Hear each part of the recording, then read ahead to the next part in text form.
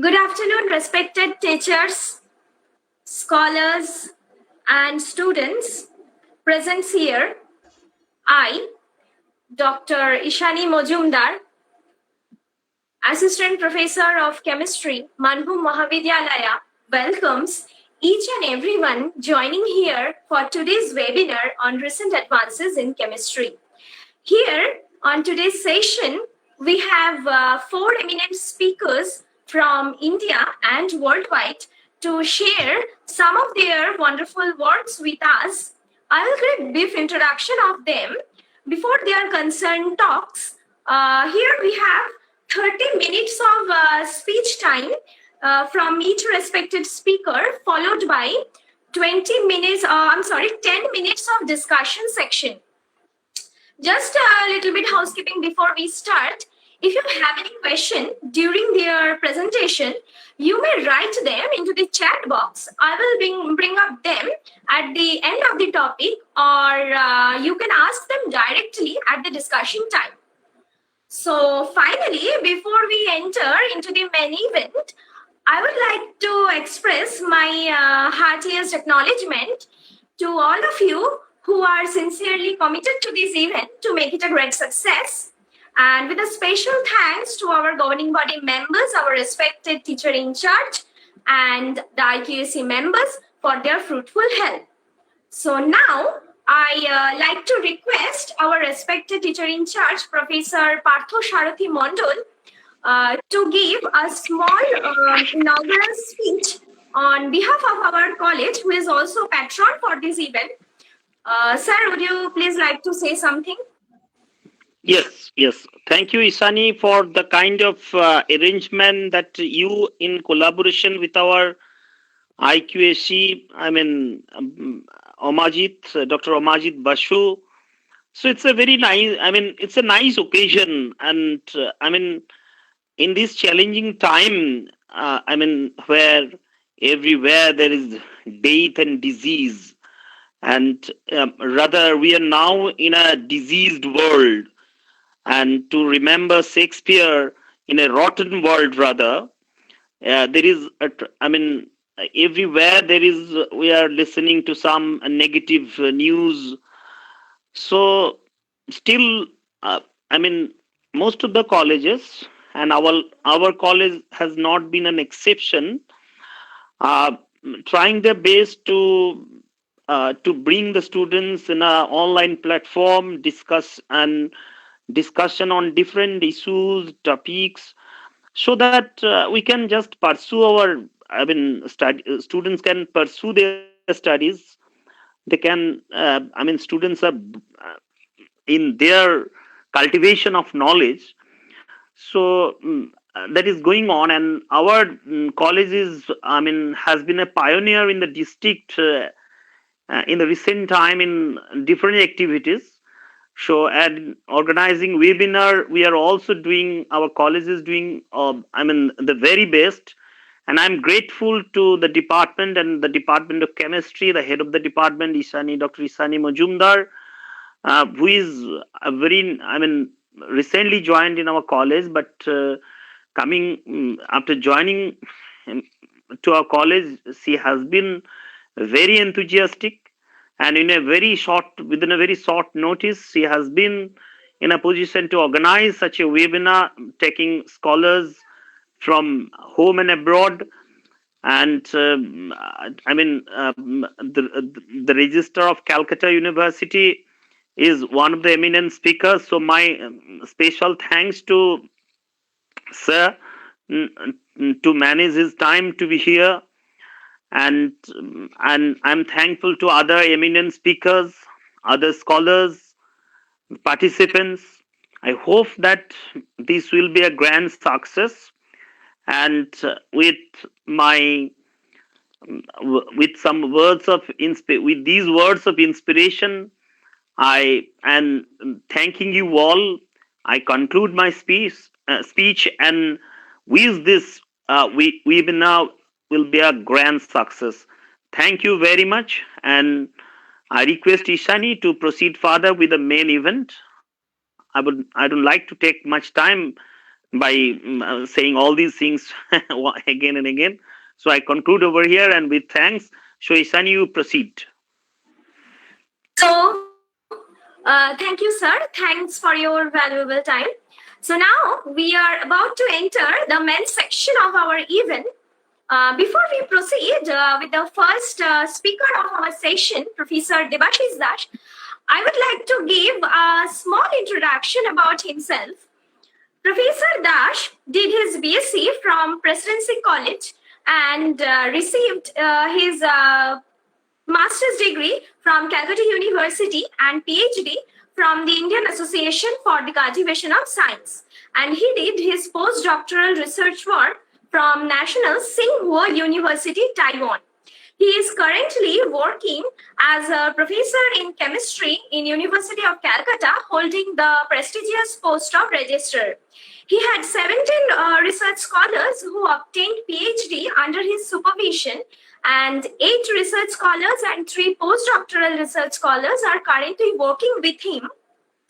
And he has published more than 125 international journals in many reputed journals like American Chemical Society, Chemistry European, and many more. And he has completed 4 research projects and has obtained 18 awards worldwide. And now I actually was very privileged to become one of his scholars and obtained my PhD degree under his supervision. So I requesting my professor to give some of his knowledge between us. Please, sir, can you join us? Yes, sir. Can you hear me, Ishani? Yes, sir, we can. Yeah. Good afternoon. Very nice to see you all after a long time. And I am very much thankful to the teacher in charge, Professor Mandal, for inviting me. And also Ishani for giving me the chance to say something in this webinar. Today, actually, I am an inorganic chemist. And as inorganic chemist, my main interest is on coordination chemistry and its application in biofields. I actually converted to my knowledge to understand the knowledge of how biological works are going on and under the influence of chemistry, what is the role of especially inorganic chemistry in biological sciences. And I am not going in details about any research work which we are performing in our laboratory. I will give a short introduction on bioinorganic chemistry. Can you see the presentation, please? Okay. Yes, it's visible. So I will give you a short introduction on bioinorganic chemistry. What is my realization about the role of chemistry in biological science that I will like to convey through my lecture. And what is why we are interested in chemistry? What is the importance of chemistry? Actually, chemistry is the central science.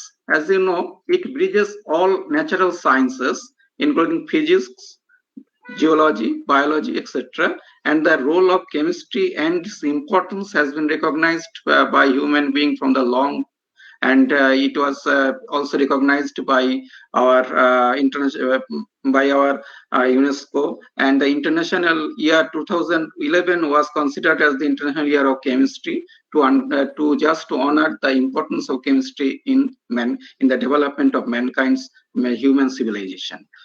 And what is chemistry? Chemistry is the science which concerned with the composition, structure, and properties of matter, as well as the changes it undergoes during chemical reactions. So everywhere chemistry is there. And from okay, so this is the slides which I have already said. So chemistry, why we'll study chemistry? Actually, chemistry is recognized as a central science, and it bridges all the science, natural occurring science like physics, geology, and biology.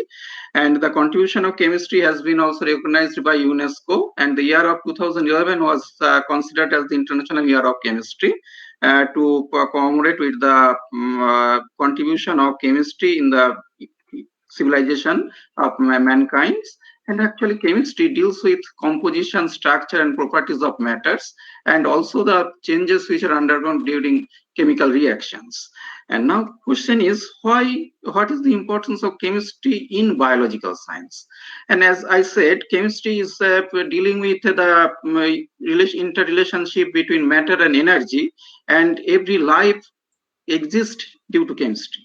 And living things are nothing more than just composition of several well organized atoms. And the main theme of chemistry is to analyze the chemical part of the atoms. So what about going on in biology? That must there is chemistry, because the atoms are involved in doing something in biological sciences, and that's why chemistry and biology are interrelated. If we like to understand biology, we need to know the chemistry, and without chemistry we cannot proceed actually in anything regarding the deep understanding of biological sciences. We are now passing through a very pandemic situation that is due to COVID-19. If we had very good idea about the mechanism through which this particular virus is working, then we can think about its remedy. But in order to understand how this disease is working, how it is functioning, we need to know the chemistry involved in this particular event. And so chemistry is very much essential to understand biology and to understand the living systems. And since I belong to inorganic chemistry, my main interest in to understand what is the role of inorganic elements in biological science, and particularly also in chemistry. And as you know, we have more than 120 elements in our periodic table. And amongst them, only 92 are naturally occurring, and after that, all the elements have been discovered by human beings. Out of 92 naturally occurring elements which are presented in our periodic table, only 40 elements so far has been recognized are essential for biological systems, and we can divide them into different ways. But if I consider the amounts present in our biological systems, then we can categorize them as bulk, trace, and ultra-trace. So bulk means which are present in more than gram amounts, and nearly more than 10 gram amounts. But I am not very much interested on the amount present in our biological systems. That is the organic component, carbon, hydrogen, oxygen, nitrogen, phosphorus, and sulfur. I am interested about the inorganic component present in bulk amount in our biological system. In our system, the maximum amount element which we have, that is calcium, because our bone is constituted by calcium. And after that, we have sodium, potassium, sodium, and magnesium. So these four metallic elements are essential bulk elements in our biological systems. And trace amounts, that is which are present in gram or less, that is trace elements. And these trace elements are mainly iron, copper, and zinc. And after that, we have beneficial or ultra trace elements, that is vanadium, chromium, cobalt, molybdenum, iodine, fluorine, selenium. All those are essential but not present in more than milligram, or less than 1 gram. So these also are ultra trace elements, that is lithium, rubidium, barium, boron, aluminium, gallium, cadmium, lead. These are also present in biological processes in our system. And toxic elements which are present but they are also involved in biological systems, that is mercury, lead, bismuth, cadmium, etc. So all those metallic elements which are involved in biological processes are categorized in mainly three classes. One is bulk essential elements, that is which are present more than 10 gram. Trace elements nearly present in gram amounts, and ultra trace elements are less than gram amounts. But these ultra trace elements are very much essential for our if they are not present, then our biological system will be impaired, but it may continue. But if trace elements do not present, then biological system can't run. And that's why we are very much interested on trace elements in particularly. And as you know, as trace element which have in largest amount, that is iron, followed by zinc and copper. Now, why I am interested in metallic elements? Because metallic elements, if do not present in our biological system, the system will not run. Now we have to know what is the role of metal ions in our life processes. Actually, in life processes, metal ions takes two types of roles. One is structural and one is functional. All our human body, which I am talking. For this, we need the conversion of ATP to ADP and energy, and then for this we need some enzyme, and that enzyme mainly contains some metal ion at its active sites, and that is functional. But if that particular enzyme do not take the assistance of any functional activity of the metal, but for its existence in structural form, it needs the assistance of metal, then it is structural only. So metals present in biological systems performing in two ways, that is structural way and its functional way. And the major processes, if you look at our biological systems, we have two fundamental chemical reactions. One is the production of reduced carbon compounds, that is nothing but photosynthesis. And another is the oxidative metabolism of the reduced carbon compounds to get back the energy. So first one is the photosynthesis and second one is the respiration. These two are the most fundamental chemical reactions. And my main intention is to think about how metal ions or inorganic chemistry are involved in these two particular fundamental reactions. I will not discuss, or I have not that capacity to talk about the biological processes through which these two particular fundamental reactions are going on.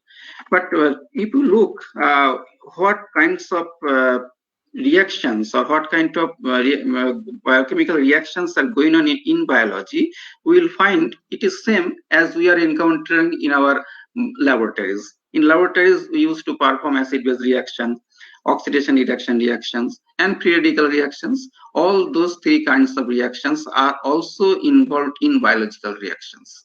So we are not actually what we are getting in our biological systems, we are imitating. We are not we are just discovering. We are not inventing anything.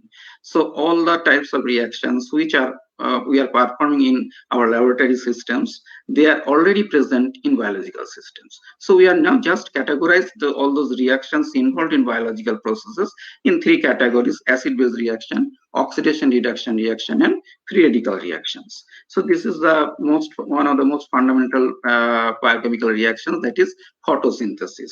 The main ingredient are water and carbon dioxide, and sunlight is the energy source, and from this the product which we are getting back is the sugar and oxygen.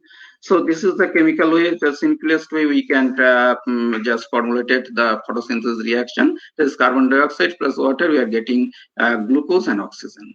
So if you look at the in chemical way, what is the oxidation state changes of the carbon, you see there is the reduction of oxidation states. That's why it is this carbon is reduced to glucose.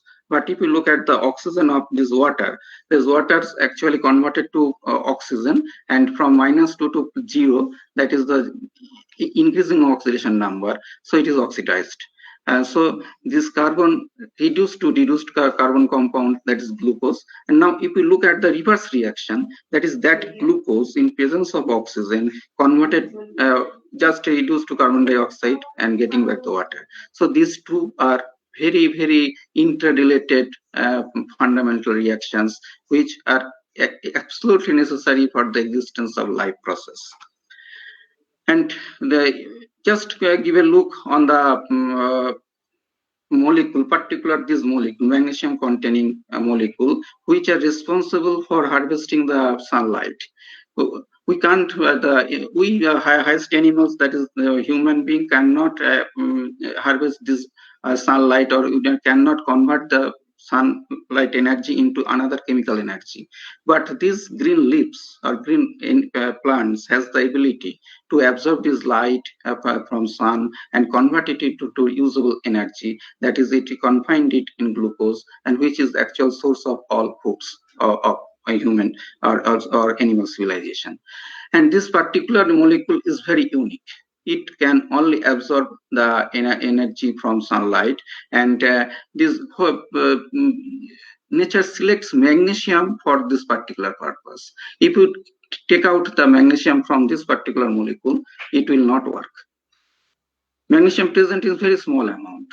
Look at the very big molecule, many carbon atoms are there, very oxygen atom, many oxygen atoms, hydrogen atoms are there, and it is a macrocyclic porphyrin type molecule. But if we don't have magnesium, it has no ability to absorb the sunlight. That is very interesting thing. And why this magnesium is chosen, that I will discuss later on. And another ingredient for this particular photosynthesis reaction is carbon dioxide. Water we are getting from our natural system, but carbon dioxide, particular concentration of carbon dioxide is very much essential for the smooth running of photosynthesis. And this reaction, if you look at the reaction of carbon dioxide with water to convert it carbonic acid, followed by bicarbonate and hydrogen ion. This equilibrium or this particular reaction is catalyzed by a particular metalloenzyme that is called carbonic anhydrase. This carbonic anhydrase contains at its active site zinc. Now, question is why zinc has been chosen for this particular enzyme activity? Because zinc is the second most abundant trace element in biological system. As I said, that is in trace element called iron, then zinc, and then copper. So zinc is present in the in biological system in abundant way. So it is one of the reason for its selection. But another important part is that this is hydrolytic reaction. So for this hydrolysis, we need to we should get one metallic element which is not redox active. So zinc is not redox active, and at the same time, zinc has the ability to convert its complexes from coordination number 4 to coordination number 6. It has no specificity towards the coordination number of 6, as many transition elements have. That is another reason. And another problem is, another suitability of zinc is that the 4, 5, and 6 coordination number are readily interconvertible. And that is very unique requirement of any catalytic systems. So whenever required, it can enhance its coordination number from this 4 to 5 and accommodate carbon dioxide. When it's required to come back to the 4, it can easily convert to coordination number 4 without changing of energy with a lot. That's why nature's and at the same time, the zinc. When a zinc is very good, zinc 2 particularly is very good Lewis acid, and that Lewis acidity is very essential to convert this chlorinated water into OH species, which will be a good nucleophile to attack the carbon dioxide to do this particular reaction very smoothly. And that's why nature selects zinc for this particular reactions. And if we look at the biological processes involved in this photosynthesis to a better way, we will find in photosynthesis we have 2 parts. One is PS1, another is PS2. And interestingly, PS2 take part first, followed by PS1, not PS1 first, followed by PS2. And in PS2, that is which is taking in first phase of photosynthesis reactions. At this stage, this magnesium compound absorbs the sunlight, having lambda max 680 nanometer, and its main target is to convert the water to oxygen. So this oxygen comes not from carbon dioxide. It comes from water, as all of you know. And for these reactions, electrons are transportation is very much essential, and that is involved by these ways, and we are getting ATP also in this reaction. And if we look at the jet scheme very carefully, we will find that how the electrons which are producing in this photo system 2 we take part in the photo system 1, and in this case also another light systems comes with lambda max 700 nanometer and converting the NADP to NADPH. And whenever it is, whenever we think about this conversion of water to oxygen, that is the one of the main side product in photosynthesis reaction, and it is very much essential for our existence for respiration. And this oxygen comes from water, but this particular conversion is catalyzed by one oxygen evolving complex, which the structure of this now is known to us. It contains 4 manganese and 1 calcium. It is a cluster compound. 4 manganese are there. Now, conversion of water to oxygen is a redox reaction. It is a 4 electron redox reaction. So for this particular conversion, nature will not select zinc, because zinc is redox innocent. So it will select that one which is redox active. Manganese is redox active, and if you look at its activity, how it is acting in converting water to oxygen, which is a 4 electron oxidation process, it will we will see that the 4 manganese systems are involving in this particular reactions with supplying electrons one by one. So we are getting 4 electrons which are essential for the conversion of water to oxygen, and this is done due to presence of redox active manganese. So nature is judicially selected every element, and there is no other choice, only one specific choice, that is manganese.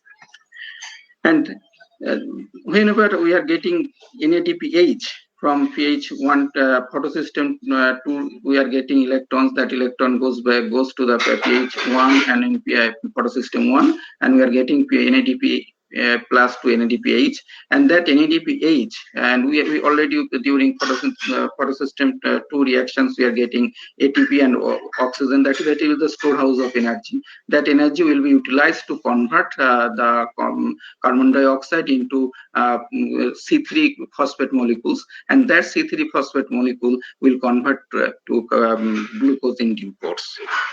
And so it is a more or less good presentation of how the light reaction and dark reactions are going on. And in dark reaction, we are getting glucose, and in light reaction, we are getting oxygen and ATP. So in this way, the photosynthesis reactions, in photosynthesis reactions, the involvement of metal ions, that is the inorganic chemistries are involved. We need magnesium for the harvesting of sunlight.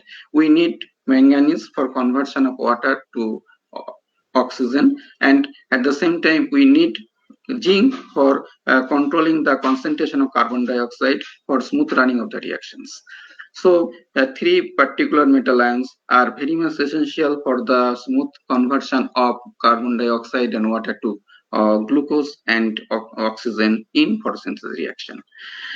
But now look at the reverse reaction, that is the respiration. Whenever we are talking about respiration, it is carbon dioxide, that glucose is converted to carbon dioxide and water. And for this we need electrons. And electron transport is very much essential, and that is electron transportation is going on through several metal involvements.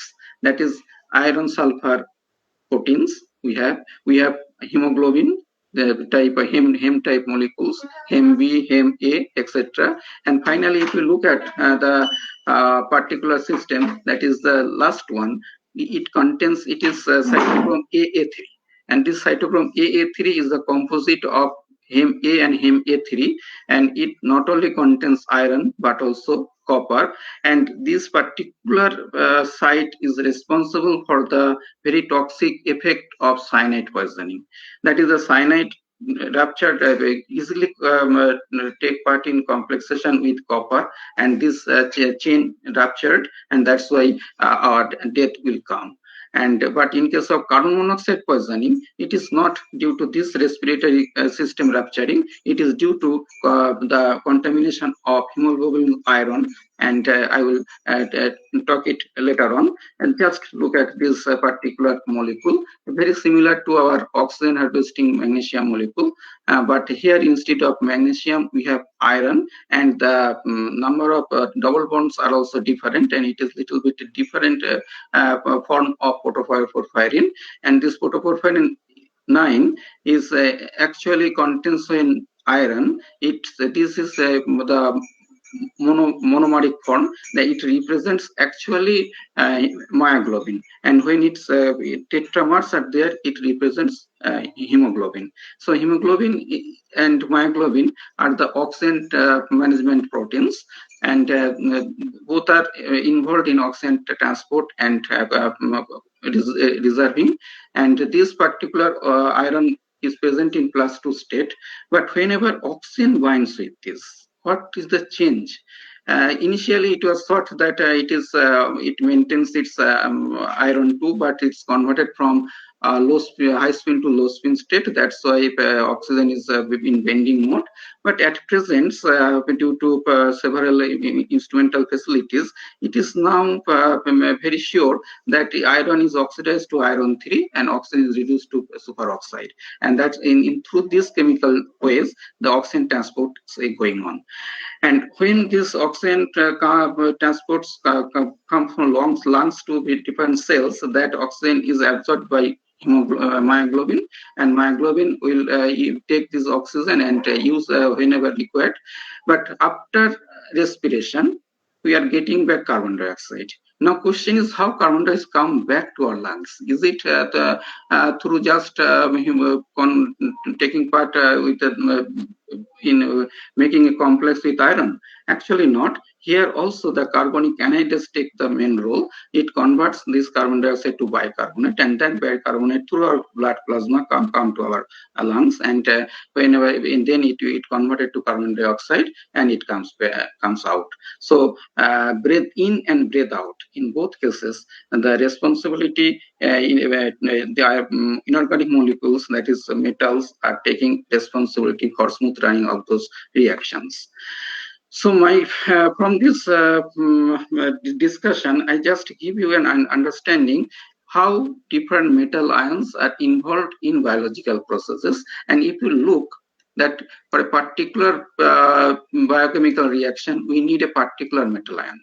Now, how nature selects those particular metal ion for particular functioning, and how we can rationalize the selection. We can rationalize the selection by 4 points. One is basic fitness. Basic fitness is the chemical suitability. Means in biochemical reactions, we have to just think about what kind of reaction it is going on. It's acid-base reaction, is it a redox reaction, or it is a radical reaction. Accordingly, the metal ion will be involved. As I said, carbon dioxide conversion to carbonic acid is acid-base type reaction. So nature will select that one, which is redox innocent. That's why zinc has been selected. Similarly, whenever conversion of water to oxygen is required, that is which is a redox reaction, nature has selected that one, that is manganese, which is chemically suitable. So in selection, nature will given the highest priority on chemical suitability of the particular metal ion. And say whenever two metal ions are equally chemically suitable for a particular biological reaction, then nature will select that one which is more abundance. Very interesting. And another thing is the efficiency. When it is basically fit and abundant nearly equally, then nature will select which one that is more abundant, more efficient. For example, for oxygen transportation, it is also a redox reaction. Iron converted to iron 3, and oxygen is superoxide. But here, instead of manganese, instead of copper, nature selects only iron, because iron is the most efficient. And last one, but not the least, it is the evolutionary adaptation. In natural systems, nature will never give up any element. Whichever once she accepted something, never give up. So what it will do, just it will, with adaptation, with evolution, it will converted its fitness more fit to best fit one, and it will be in active part in biological processes. So if we, so my point is that in order to understand the biological processes, we need to understand the inorganic chemistry as well. And so my concluding remarks is that life has evolved from inorganic materials, and in that evolution, life has incorporated every facets of inorganic chemistry that was profitable to it. So life is organic, but life is inorganic too. And in order to realize the life process, it is absolutely necessary to know the chemistry of every element. And not only the chemistry of every elements involved in biological processes, then only we realize how the biological reactions are going on and how we can make it more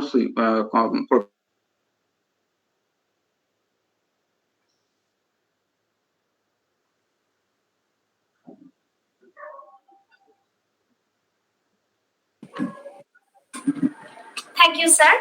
Thanks for your valuable speech, and thanks once again for giving us time from your busy schedule.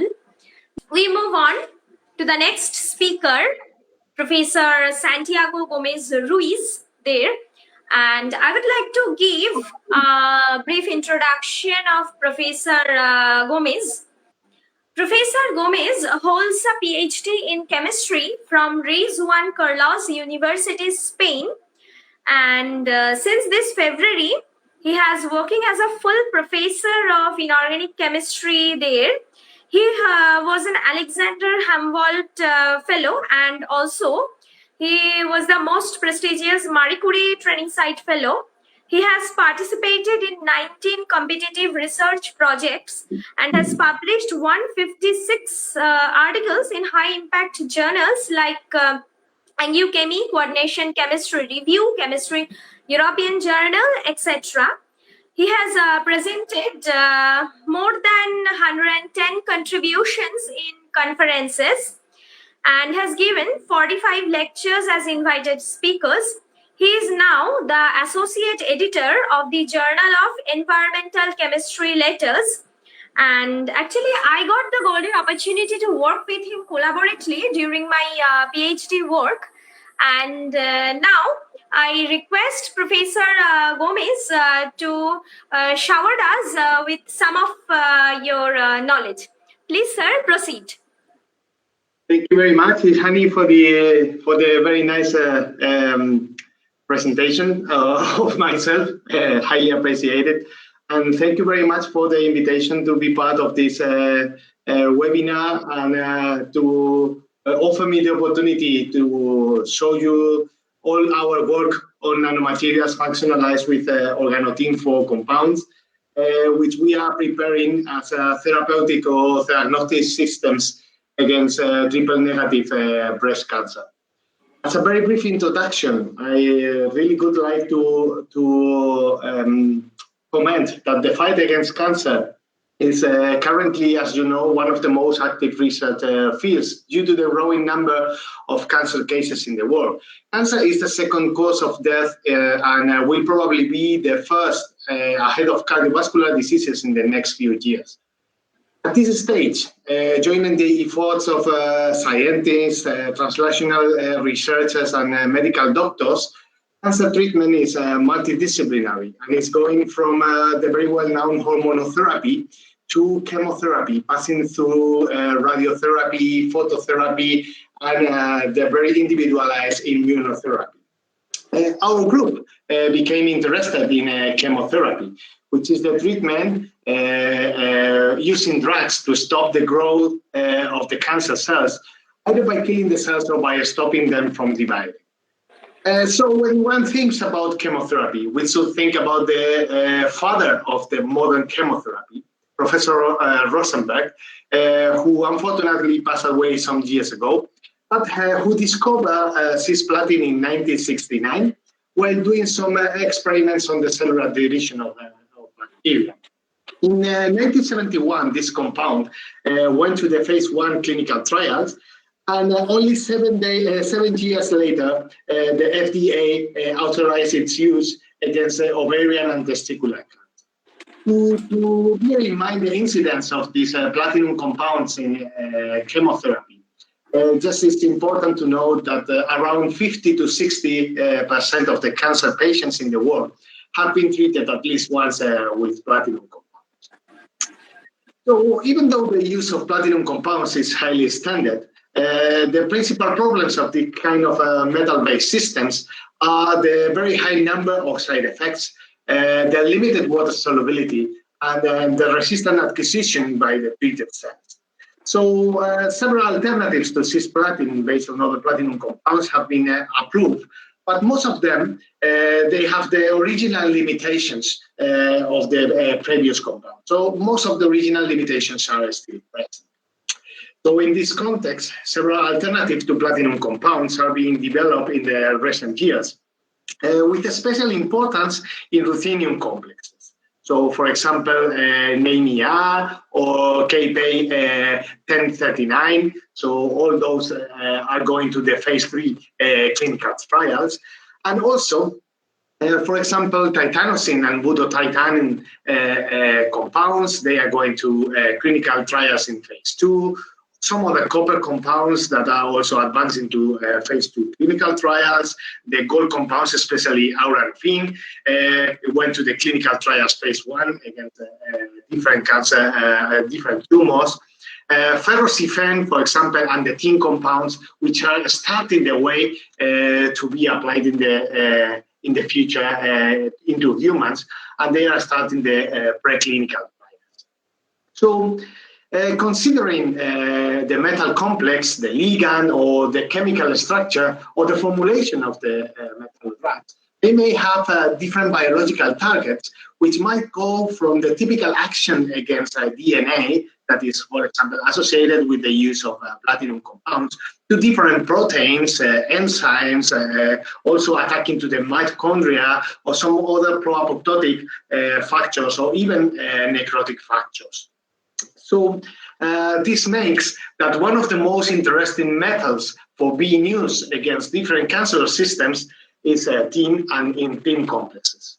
Tin usually targets the phosphate groups of the DNA and has demonstrated a very potent anti-proliferative activity in many different combinations, like, for example, carboxylates or iolates, etc. In addition, and interestingly, it has demonstrated a very good selectivity towards cancer cells. And the most important is that tin complexes are not substrates of this protein, the PDP protein, that is makes them to overcome the potential multi-drug resistance. So, considering this very interesting property of the tin compounds, that to the best of knowledge, our team was the first to determine the ability of organotin-4 compounds to avoid the pump out promoted by the PGP protein, and therefore overcoming the multi-drug resistance. In addition, the extensive numbers of our team in the field of organotin-4 compounds that we have, for example, synthesized around 50 compounds, has demonstrated that not only they are not substrates of the PGP protein, but that they have a very high cytotoxic activity. It's around like 50 to 60 or even 100 times higher than the platinum compounds. They also have, for example, in the case of some of the systems, they have a very good induction of apoptosis that is caspase independent. And in some other combinations, some other carboxylate combinations, we have observed a slightly higher cytotoxicity of these systems against NCF7, which is a breast cancer cell. So this made us to think about the potential of these systems against breast cancer. We also studied some cationic tin systems, which demonstrated extremely high cytotoxic activity and very good selectivity. And in this case, they were promoting the apoptosis by a caspase-dependent cytotoxic activity, because they were accumulating in the sub-G1 phase in the cell cycle. And again, which is one of the most important things of this kind of compounds, they presented a very high activity against MCF7. So again, demonstrating a slight, let's say, selectivity towards breast cancer cells. In one of our last studies, we demonstrated that long-chain D and also, and especially 3 and tetraorganotin 4 compounds showed very high antiproliferative activity and high anti-metastatic properties, which they should have a very important effect in triple-negative breast cancer, because one of the main problems of this triple-negative breast cancer is that they usually go through promotion of metastases.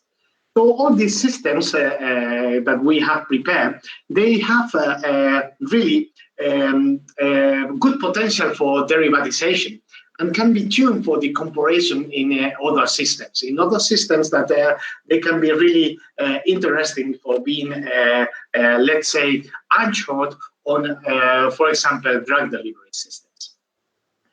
Well, considering all the studies carried out by our group, I'm thinking that the targeting of triple-negative breast cancer is one of the most active and necessary research fields regarding anti-cancer chemotherapy, because of the relatively high incidence of this cancer in women and the very high aggressivity of this kind of carcinoma. We thought in the possibility of using these organotin-4 compounds against triple-negative breast cancer. Therefore, we had to answer these questions. Could we use these systems against breast cancer, especially against triple-negative breast cancer, and how to improve them to be more applicable? So then we thought, which is one of the most, let's say, widely used solutions in the use of drug delivery systems or novel formulations of these organotin-4 compounds. Just to try to overcome the limited water solubility, because using the drug delivery systems, they may protect the organotin compounds from being hydrolyzed or from the decomposition before targeting the cancer cell. And also because of the intrinsic resistant acquisition, let's say, a potential to avoid this resistant acquisition of the organotin compounds. And also, if we use some drug delivery systems, we may improve the functionality, because we can, let's say, functionalize the system with different, for example, targeting molecules, imaging agents, etc. So from in this context, and taking benefit of our previous experience in the design of silica-based systems, among all the possible alternatives in the field of nanostructures silica, we decided to use the simplest system based on porous silica, nanoparticles of different morphology, particle size, pore size, textural properties, and this system were used as scaffolds for the incorporation, protection, and delivery of organotin-4 compounds with the following objectives.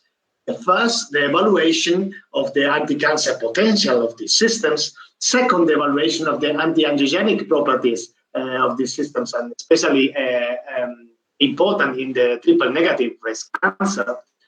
The study of the derivatization of the systems for improving the targeting abilities, and determination of a proof of concept of a multifunctional diagnostic system that was used in preclinical trials in vivo in the last of our studies. So let's start with the first objective, which is the evaluation of the anti-cancer potential of these systems. We started with very simple compounds. This compound is triphenylidene 4-hexane-6-ol derivative, which has a very interesting moiety based on the triphenyl theme, which is usually associated with a very high cytotoxic activity. and the very long chain, very long alcoholic chain, which is also associated with an easy anchoring on the mesoporous silica. We then studied the potential incorporation of these systems, of these hexanol tin systems, on the simplest mesoporous silica, SBA15, which has a particle size of around 700 nanometer long and around 400 nanometer wide. And this was carried out very easily by the first incorporation of chloropropyl trihydroxysilane and the subsequent reaction with the hexanol derivative in the presence of triethyl amine to get the corresponding ether. Using this method, we were able to get up to 12% in, and which is a relatively high functionalization rate.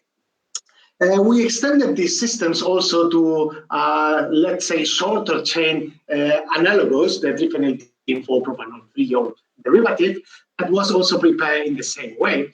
And that when we started to analyze these systems in physiological media, we observed that the release of tin-containing species was of only circa 20 ppb of tin, which is indicating that the release of the tin compound is less than 10% of the loaded tin complex. So this is indicating that these systems are usually working as non-classical drug delivery systems. That means that they do not need the release of the active species, active tin species, to become cytotoxic. They are working as a whole particle against the cancer cells. We studied a bit more about the cytotoxicity and about the cytotoxic mechanism of cancer cell death, and we also observed that these systems decrease the metastatic properties of A2780 cells, which is a very interesting property regarding the triple-negative breast cancer, because triple-negative breast cancer is associated also, as I told you before, with a high metastatic character. So the motility of the cells was disturbed in the presence of these systems, and they also promoted the p38 mitogen-activated protein kinase pathway for the cancer cell death, suppressing the cell survival. So we observed that these alternatives were very good for in vivo tests, and we wanted to do or to have a preliminary study on the in vivo results with these systems. And we then studied the activity of these systems against melanoma, against mice with melanoma. So when we treated the mice with this kind of systems, we observed that the tumor volume was reduced from 2,000 cubic millimeters to almost nothing. So the tumor was abolished in all mice functionalized, let's say loaded with the organotin compound. So in all the other cases, so the reduction of the tumor volume was not so high. We observed also a kind of a good activity of the organotin compound, the free organotin compound, but not comparable to that of the organotin functionalized SBA15. So this was a very important and interesting result, but more interesting was that when we analyzed the mice after the treatment, there was no toxicity in any of the vital organs, and most importantly is that these materials promoted the cell differentiation after treatment. So they were observed some changes in the phenotype of the cells, resulting in non-invasive cells. So the residual cells that we observed in the area of the tumor, they were not invasive anymore, so precluding metastatic ability of this kind of tumor. So this was really very important starting point for going on using this system. So then we decided to study the second objective, or the second work that was focused on the evaluation of the anti-antigenic properties of these systems. First, we studied for the first time in the literature, because we didn't find any work on the field. We didn't find any study on the anti-antigenic properties of organotin functionalized mesoporous silica. And we studied this because normally angiogenic process is accelerated in triple negative breast cancer. So control of the vascularization could be really of high interest in the treatment of triple negative breast cancer, because usually the tumor grows with a vascularization ad hoc, and this is really difficult when the surgeon has to remove the tumor from that area. So we then we thought in the possibility of using different kind of silicon nanostructure systems, because we have already demonstrated using all the scaffolds that the morphology and particle size of the silica may have a high influence in the angiogenic processes. Therefore, we used two different materials for this study. The first was hexagonal mesoporous silica, hexagonal mesoporous silica materials, which were prepared by reaction of dodecylamine as surfactant and theos as silicon source, and that were calcinated in for 12 hours at 550 degrees, and led to the formation of these hexagonal nanoparticles of around 660 nanometers big. And the next system was focused on the preparation of mesoporous silica nanoparticles of around 70 nanometers diameter, which are preparing a typical synthesis using CTAP as a surfactant and theos as silicon source, and that led to this kind of spherical nanoparticles of around 70 nanometers. Well, once prepared, these systems, they were functionalized first with these three mercaptopropyl trimethylhexylene in the presence of toluene at 110 degrees to get the corresponding thiol functionalized nanoparticles. We were treated subsequently with triphenyl tin chloride in the presence of triethylamine to get the corresponding supported thiolate tin complex. These materials, of course, were functionalized by many different methods, many different techniques. For example, by 13 carbon cross-polarization, magic angle spinning, NMR spectroscopy in solid state, where you can easily see the signals of all the corresponding carbon atoms of the different organic and organometallic compounds.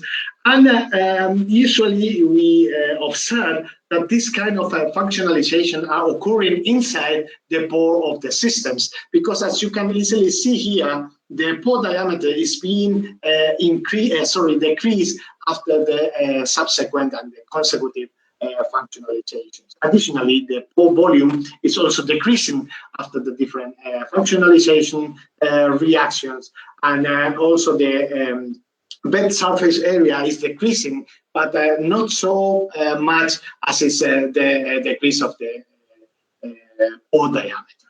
Interestingly, the functionalization rates of these tin systems are close to 9%, with a sulfur tin molar ratio of 1 to 2.5, indicating that the thiolates may also lose or may also be hydrolyzed and forming a kind of silicon oxygen tin bond, and the incorporation of the triphenyl tin moiety is directly bound to the silica pores. So the next step was the evaluation of the first cytotoxic properties of these systems, and we observe again that the MSN, the mesoporous silicon nanoparticle-based materials presented higher cytotoxicity than the hexagonal mesoporous silica-based systems, and that the cytotoxicity of the material S3, the mesoporous silicon nanoparticle material, this one, is especially high compared to the others in MCF7, so these breast cancer cells. So then we continue using or continue studying the mechanism of this S3 system, and we observe that the S3 material promoted a different mechanism than established drugs like, for example, doxorubicin, and also very different than the free DIN compound. The free DIN compound usually promotes early apoptosis, while this DIN functionalized MSN material promotes late apoptosis and necrosis. So this is indicating that these systems are working in a very different way. So also the differences in the anti-cancer mechanism are patent because the cell cycle of the MSN functionalized systems are pretty different, especially when comparing with doxorubicin and the free DIN compound, because the functionalized materials are usually promoting a higher amount of cells in the sub-G1 phase compared to other control cells.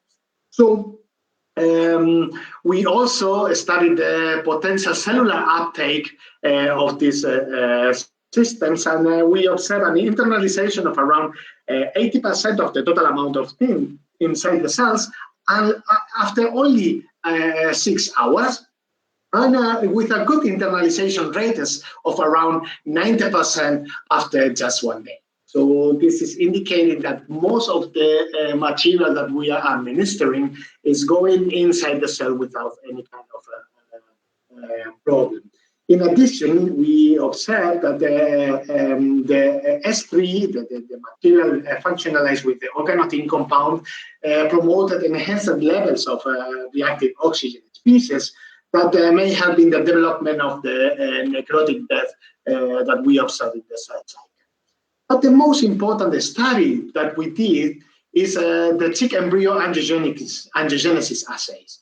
We observed a clear inhibition of angiogenesis by the S3 material after just 4 hours, observing a clear reduction of the vascularization in the area. So when we compare, for example, with the SU5416, which is a potent and selective inhibitor of the vascular endothelial growth factor, so we observe then a clear decrease in the length, also in the size, but most importantly, in the junction of the vessels.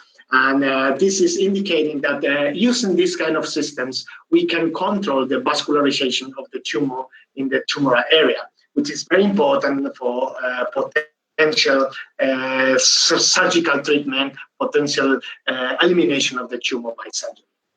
So this was the second objective, and as we had already demonstrated a very good performance of these systems in cytotoxic experiment, as well as a good anti-antigenic ability in the chicken assay, we wanted to explore the potential derivatization of the systems for improving the targeting abilities.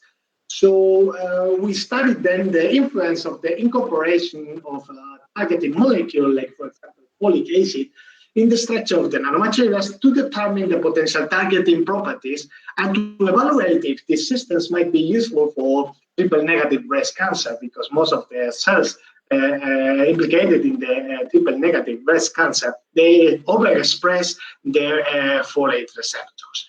So we studied more in detail the potential, let's say, overexpression of the soluble folate receptor alpha FOLR1 and the influence of the quantity of folic acid in this potential interaction with these triple-negative breast cancers. So the first thing was the study of the synthetic incorporation of the folic acid that was carried out first by the reaction with amino-propyl trioxysilane and a subsequent coupling reaction by using carbodiamide, using 10% of folic acid or 25% of folic acid, and the formation of the corresponding amino bond.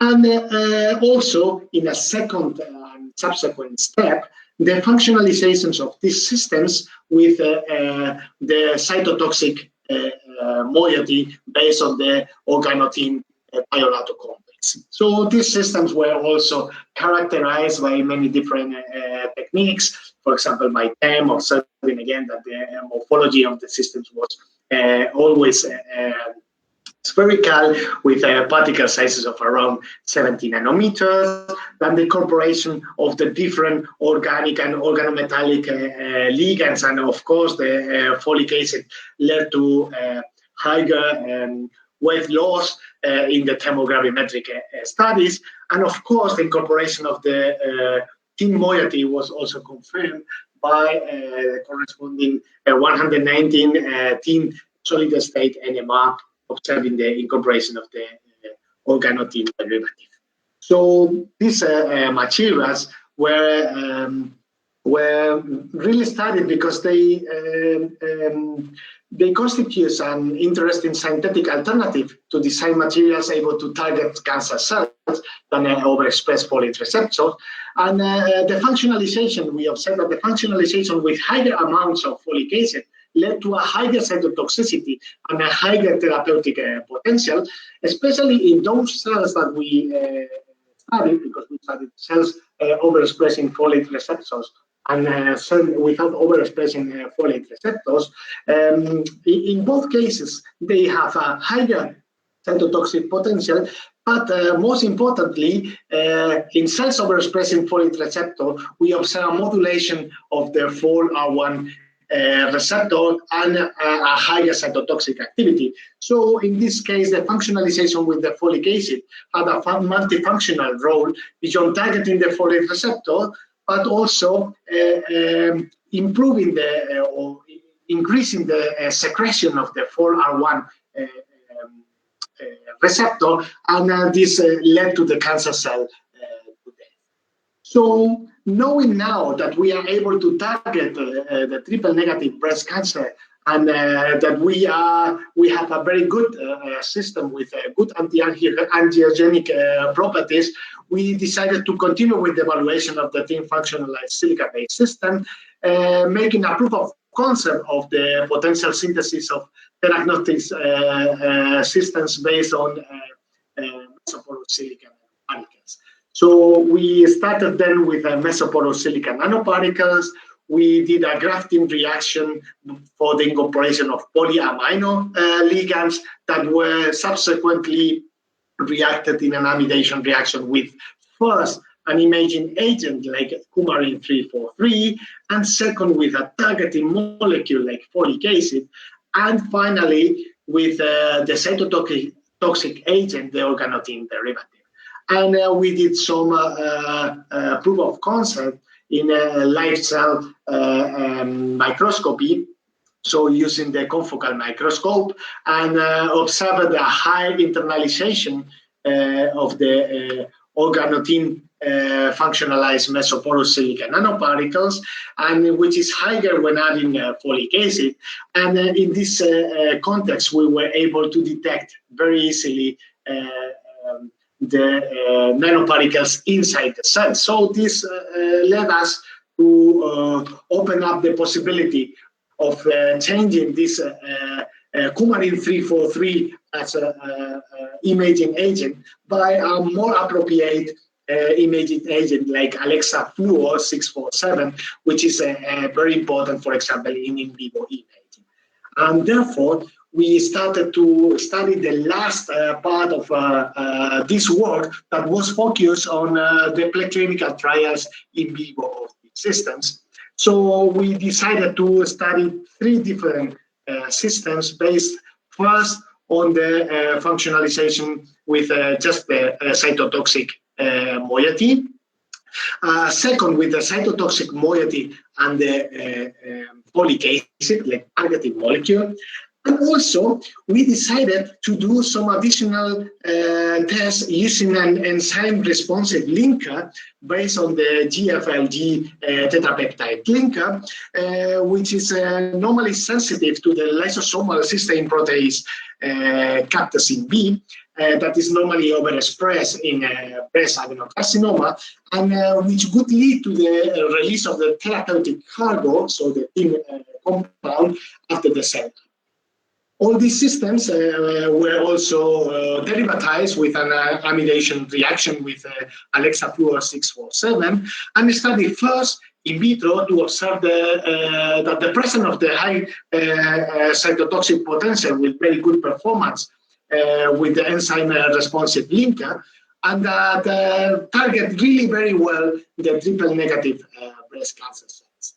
In addition, the systems were easily detectable, so traceable under the confocal microscope, and you can easily see here the red spots that are associated with the nanoparticles, these blue spots that are the nucleus, and the green spots that are usually associated with the membrane. So in this case, we were able to see the systems inside the cells and what happened in the in vivo test. We used some mice with triple negative cancer, and we observed that in all the cases, including the imaging agent, we were able to trace the mesoporous silica nanoparticles functionalized with the organotin derivatives, and upon different injections, 5 different injections, we observed that the tumor volume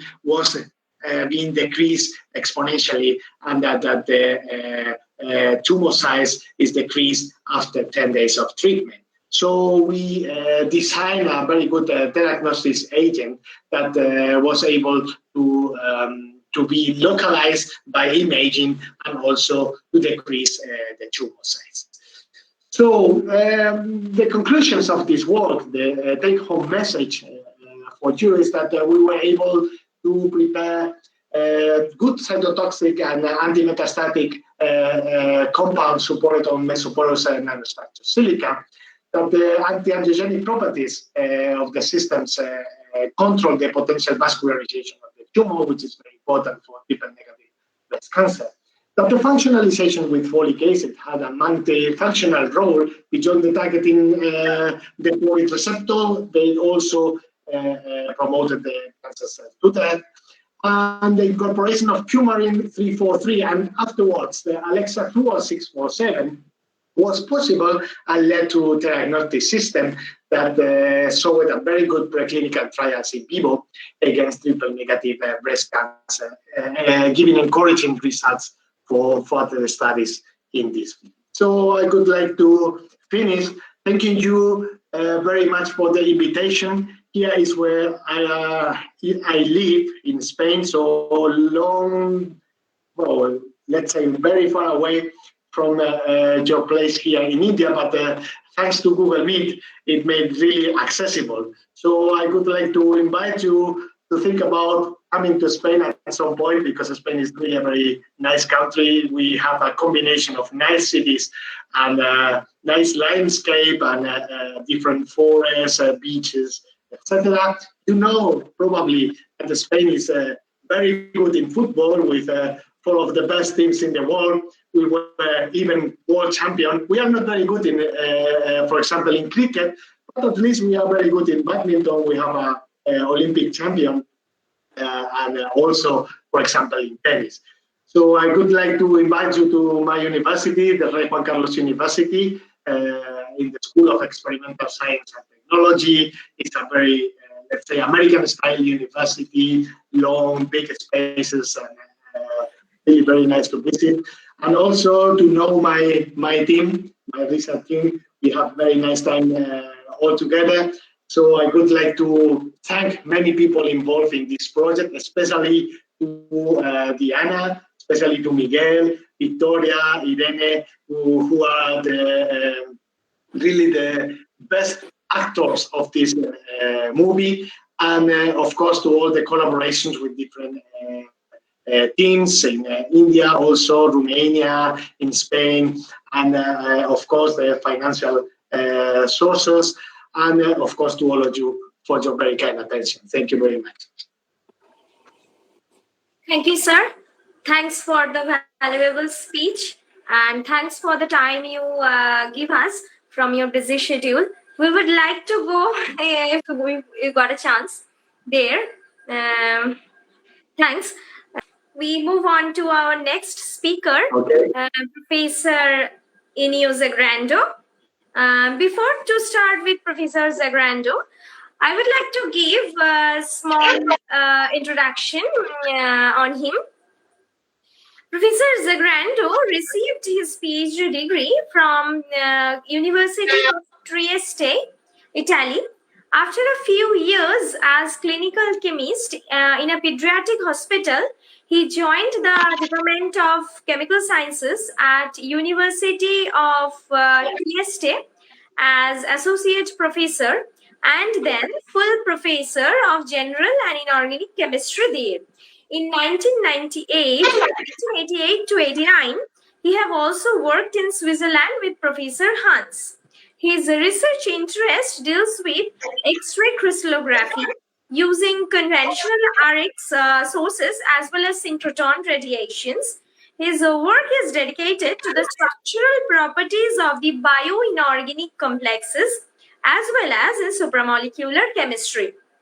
In 2008 to 2010, he was the president of the regional section of the Italian Chemical Society. Professor Zangrando has published more than 400 papers in reputed chemistry journals like JACS, Coordination Chemistry Review, Anti-Chemy, and many more. Actually, I was very privileged for having him as a co-author in most of my publications. Therefore, I like to request Professor Zangrando to give him small knowledge to us. Please, sir, proceed. Yeah, thank you. Thank you for the kind invitation for the Manbhum Mahavidyalaya College, and good afternoon to all colleagues and students. So I am a crystallographer, and so I want to present some my result that I obtained during my research life. So properties of matter are intrinsically dependent of the internal arrangement of molecules in solid state. And so the knowledge of three-dimensional structure of the matter is a prerequisite for structure, property, correlation, and design of functional materials.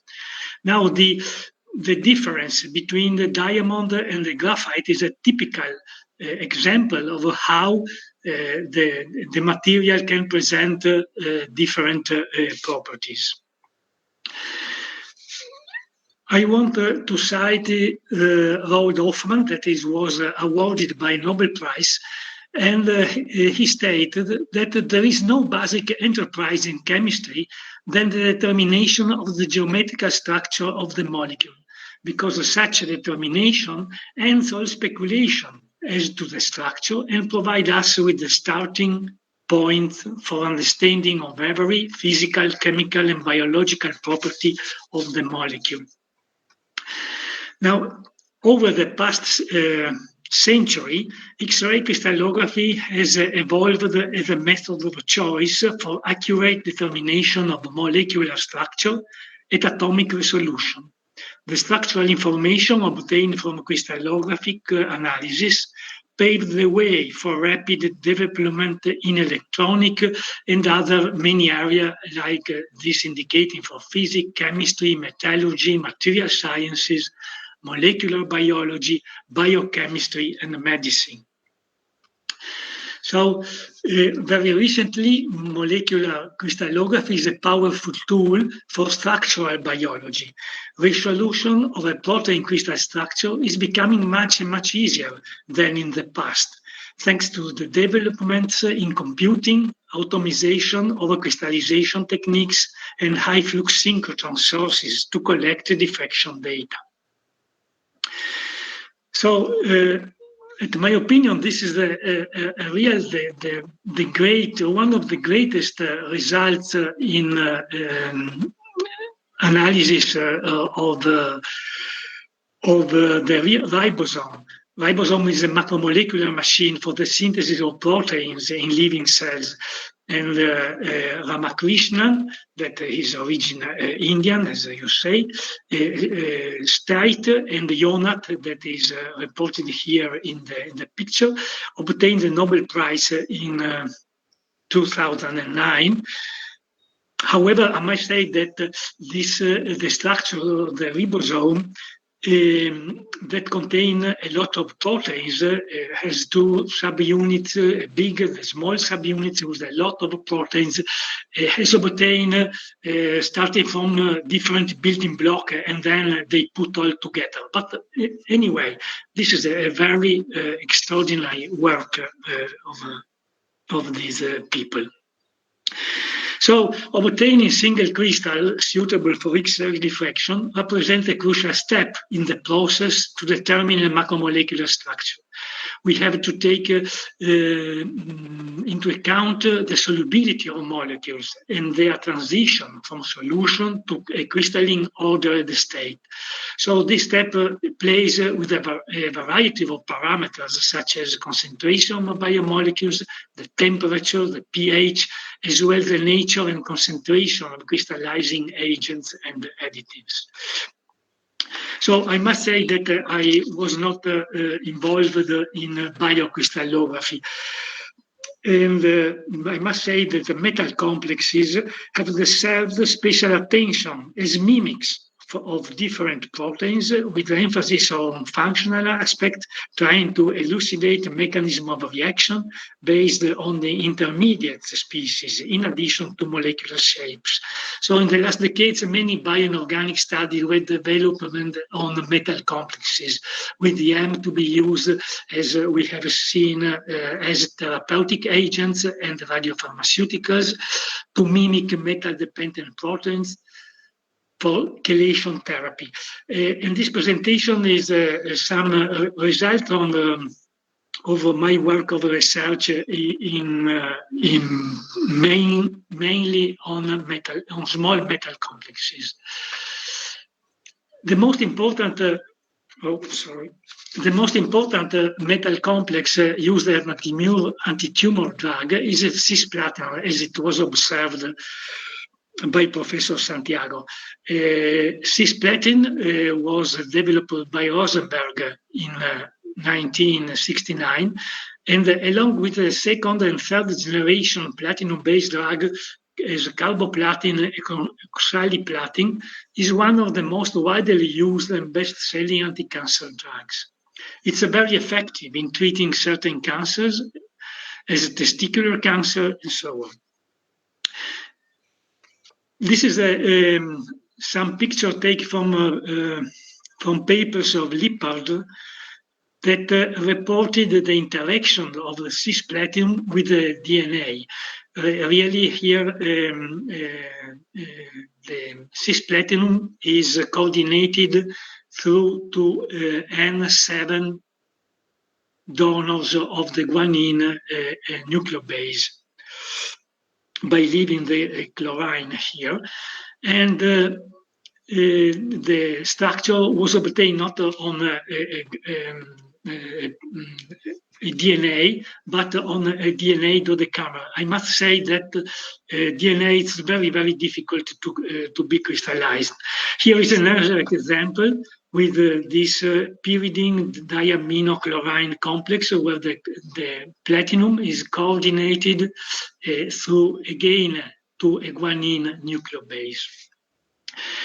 So a great deal of work in the platinum DNA modeling is centered on intra-strand purine helix. Here there are pictures of adenine and guanine, and this is the nitrogen 7 that where the cisplatinum is bound during the interaction of the drugs with the DNA. But however, I think that also pyrimidine bases can be available to be studied. In the past, in collaboration with Professor Lippert from the University of Dortmund in Germany, we have studied, he synthesized, and I studied from a structural point of view many platinum complexes with nucleobases. Here are two examples. The platinum coordinated to three 1-metal cytosine. The 3-metal cytosine is coordinated through the endocyclic nitrogen N3, and the orientation of these three is in a head-tail-head orientation, likely realized through this hydrogen bond interaction.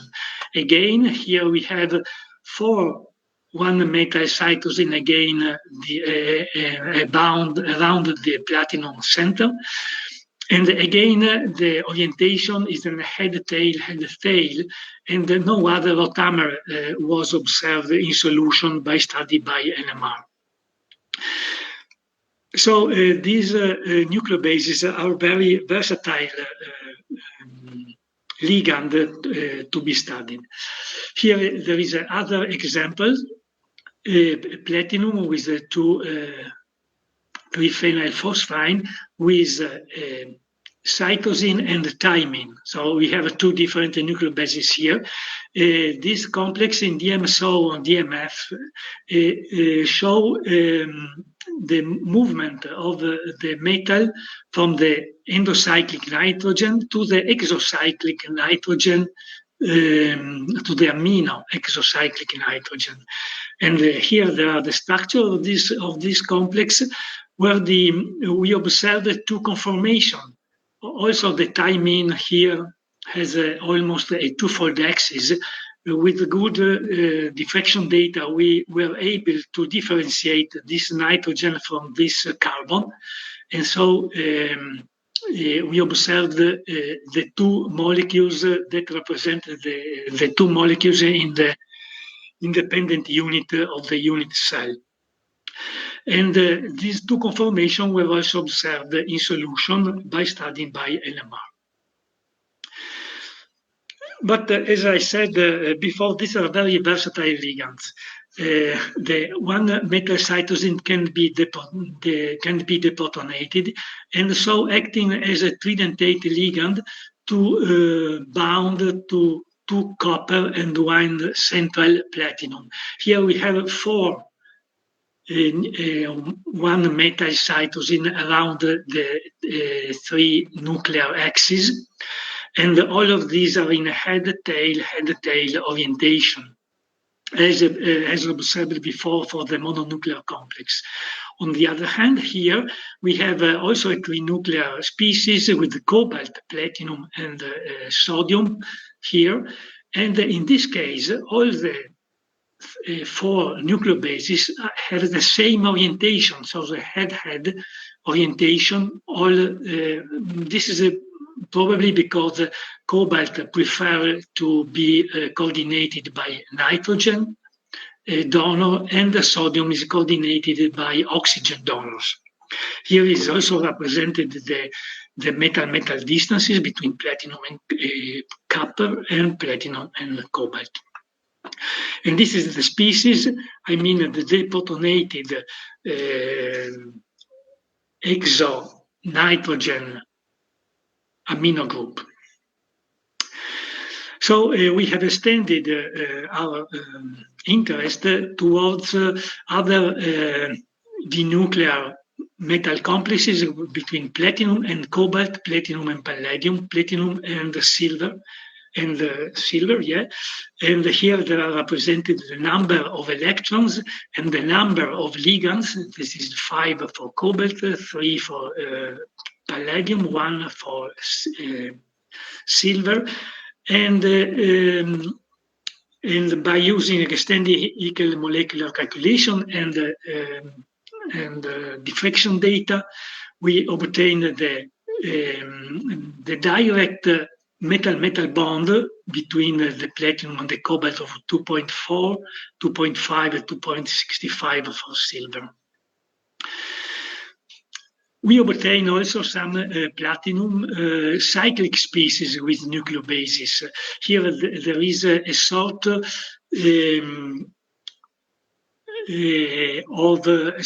calixarine spontaneously formed from platinum with the ethylene diamine with deprotonated uracil and water. Purine nucleobases are versatile ligands due to their potential donor sites.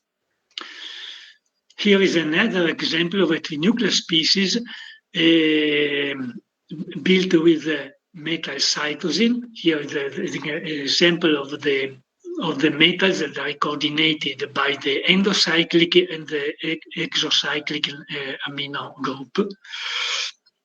And the obtained structure is almost an equilateral triangle with almost comparable platinum-platinum distance. However, anti-tumor drugs based on platinum have three basic limitations.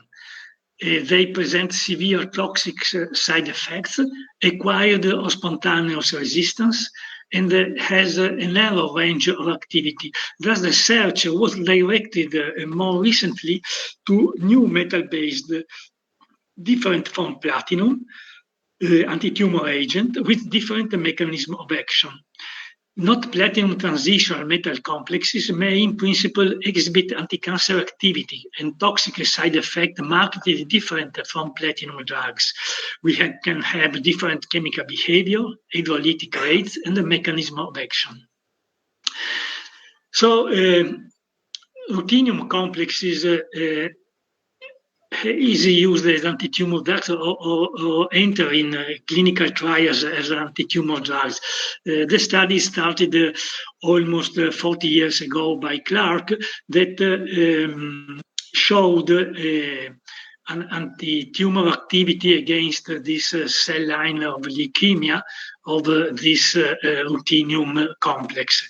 In physiological condition, ruthenium-2 is a diamagnetic, is less inert, while ruthenium-3 is a D5 and it is paramagnetic.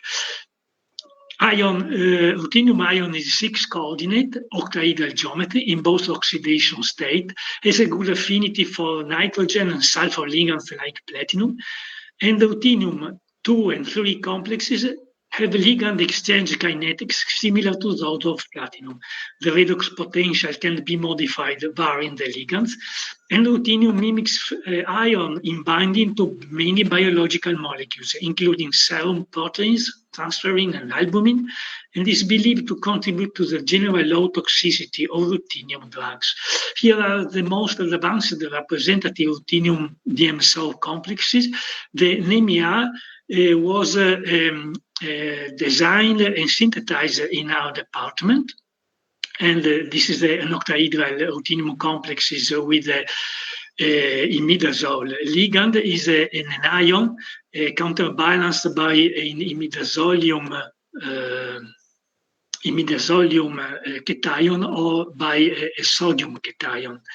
And this is another example of ruthenium complex used anti-tumor, where the ruthenium is bound to 2 indazole molecule here. Now here there is a crystal structure with the indication of the ruthenium coordination bond distance.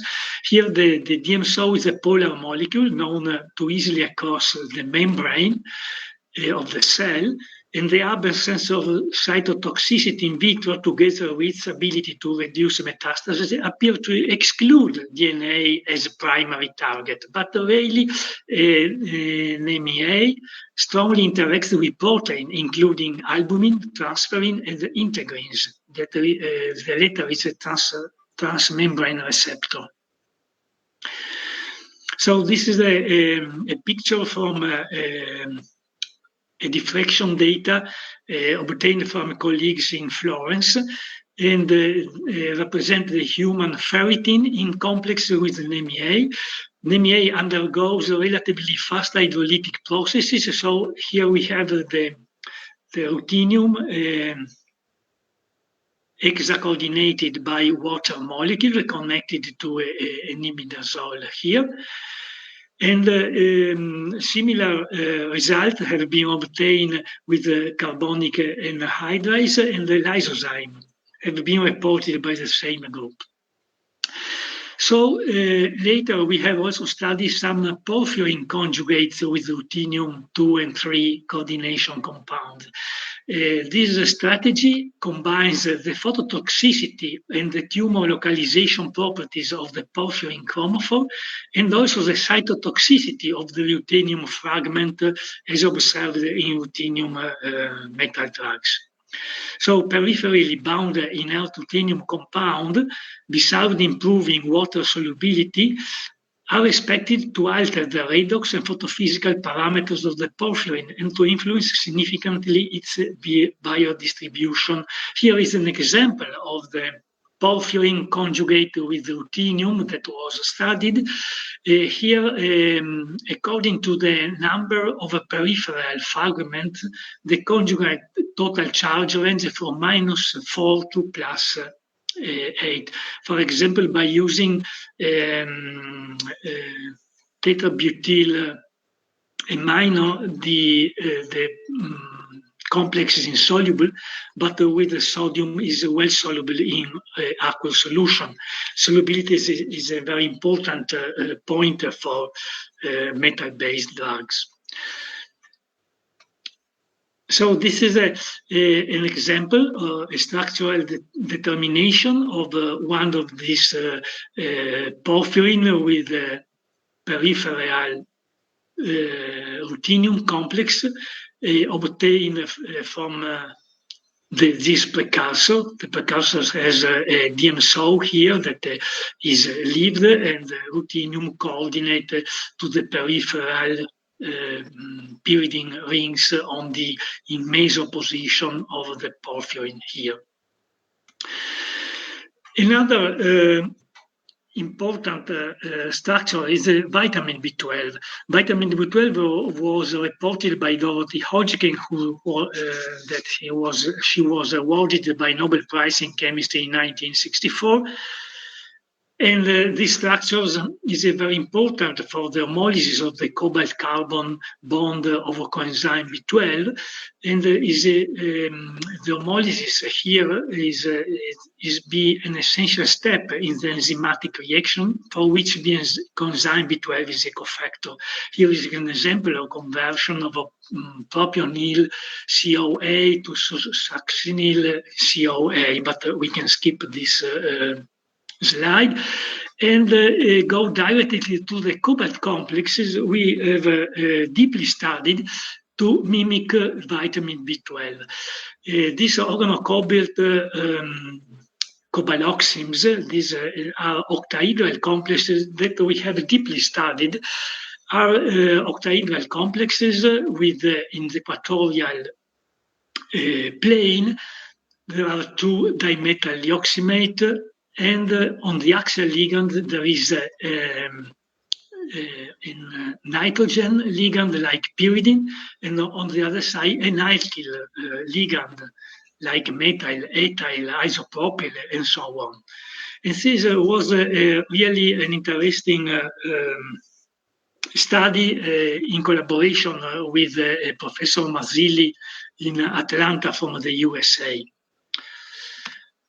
So this is a picture of the cobalt-nitrogen distance in these metal complexes by varying the type of alkyl group on the other side from the adamantyl to methyl, and these are the number of structure we have solved. So you can see a lot of structure, and the cobalt-nitrogen increase with the sigma donor power of the alkyl group. I mean the electronic trans influence, but also by the steric trans influence of the alkyl group. So, for example, adamantyl is a very bulk group, and the corresponding cobalt-nitrogen distance is very long, about 2.2 angstrom.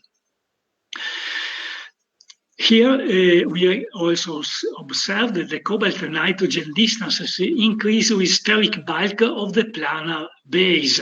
Here we have the example with the imidazole, 3-metal imidazole, benzimidazole, pyridine, 1,2-metal imidazole, and 2-amino pyridine. And we observe an increase of the cobalt-nitrogen bond according to the bulk of these nitrogen ligands. This is for the methyl derivative, this is for the isopropyl derivative. Correspondingly, we observed a good correlation with the log K for dissociation rate of the correspondent nitrogen ligand. This is our data for the methyl derivatives and for the isopropyl derivatives. The cobalt-nitrogen bond distance is dependent also on the orientation of this base with respect to the equatorial. So in the orientation of planar ligand, this orientation presents a shorter cobalt-nitrogen distance with respect to this one. And also the bending of the equatorial ligand influence the cobalt-nitrogen distance. I mean, bulkier is a ligand. We observed a bending of the equatorial ligand in this arrangement, and so this leads to the elongation of the cobalt-nitrogen here. More recently, by using synchrotron radiation, we have also studied some cobalamines, as those studied by Dorothy Hodgkin in 50 years. So these are two structures with sulfite and with thiourea here. And we observed that the cobalt-sulfur bond shortens as the cobalt-nitrogen here bond lengthens. Here there are some cobalt-sulfur and cobalt-nitrogen results about the axial bond distances. So last but not the least, I wanted to cite the collaboration I had with Professor Debasis in University of Kolkata.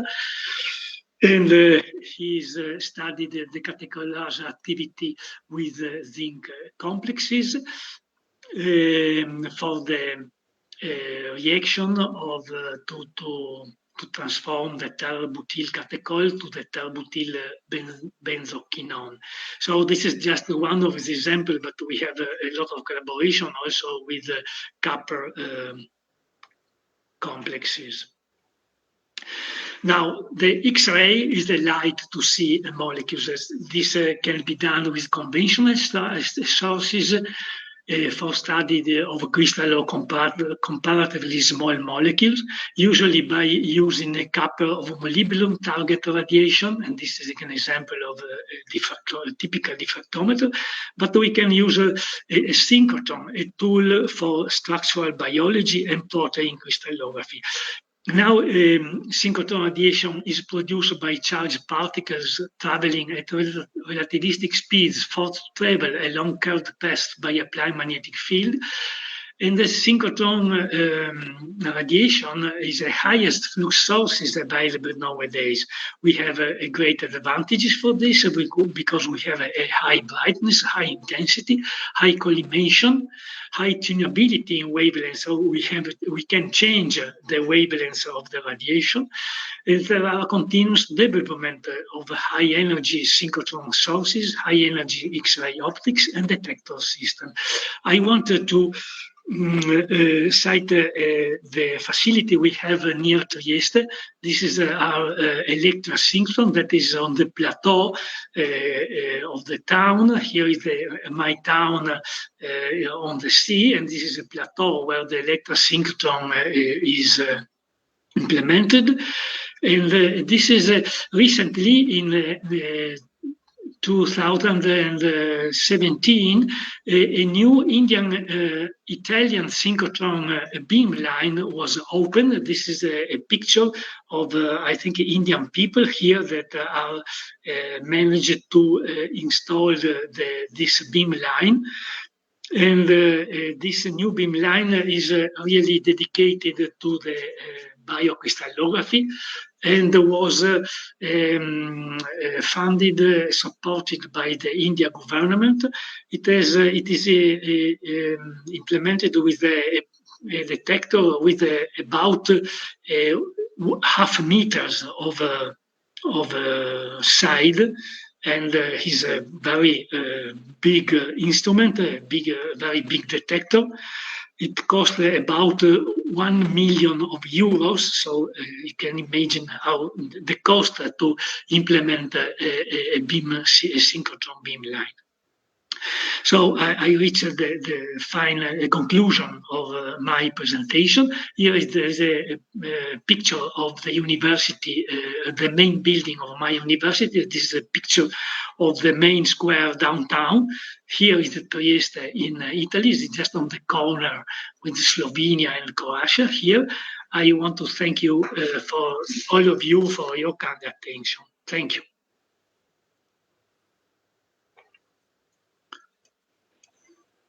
Thank you, sir. Thanks for your valuable speech. Now we move on to the fourth speaker of our main event. To move on to the fourth speaker, I would like to give a few words about him, Dr. Tanmay Chattopadhyay. Dr. Tanmay Chattopadhyay did his master's from Vishwabharati and followed by his PhD from Calcutta University, and then his postdoctoral research work from AIST Japan. He started his career as an assistant professor in Manbhum Mahavidyalaya, which is also affiliated to our Sidhu Kanu Visha University. And now presently he is working as an assistant professor in Diamond Harbour Women's University. Dr. Chattopadhyay has completed 3 competitive research projects so far and has successfully owned 1 patent. And he has published more than 59 international journals in many reputed publications. And his research interest mainly orients in bio-inorganic model enzymes and successful application of various types of nanomaterials. I've been a junior to him in the lab, got a few scopes to work under him. Now I'm requesting Dr. Chattopadhyay to please share his knowledge with us. Thank you, Ishani. First of all, I want to express my hearty thanks to Ishani to invite me, and also TIC, Manbhum Mahavidyalaya, and IQAC coordinator. The title of my presentation is Magnetically Separable Nano Catalyst. Now, why we need to heterogenize our homogeneous catalyst?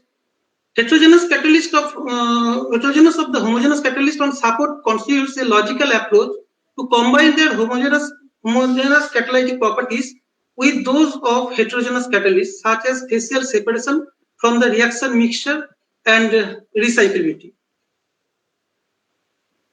Now, why we need magnetic nanoparticles for heterogenization of homogeneous catalyst? Actually, this main point are 3 points, because the magnetic nanoparticles are highly thermal and mechanically stable, and their unique magnetic nature and insolubility in most of the solvent allow their separation by simple application of magnet, and comparatively more sustainable. By using magnetically separable nanoparticles, we can save energy, minimize the catalyst loss, since here the catalyst can be reused up to several times, and also save our time. Next, magnetically separable nanoparticles have some unique properties, such as they are the superior class of nanocatalyst, and their magnetism, unique magnetism called superparamagnetism, and we can use this phenomena for separation of the catalyst.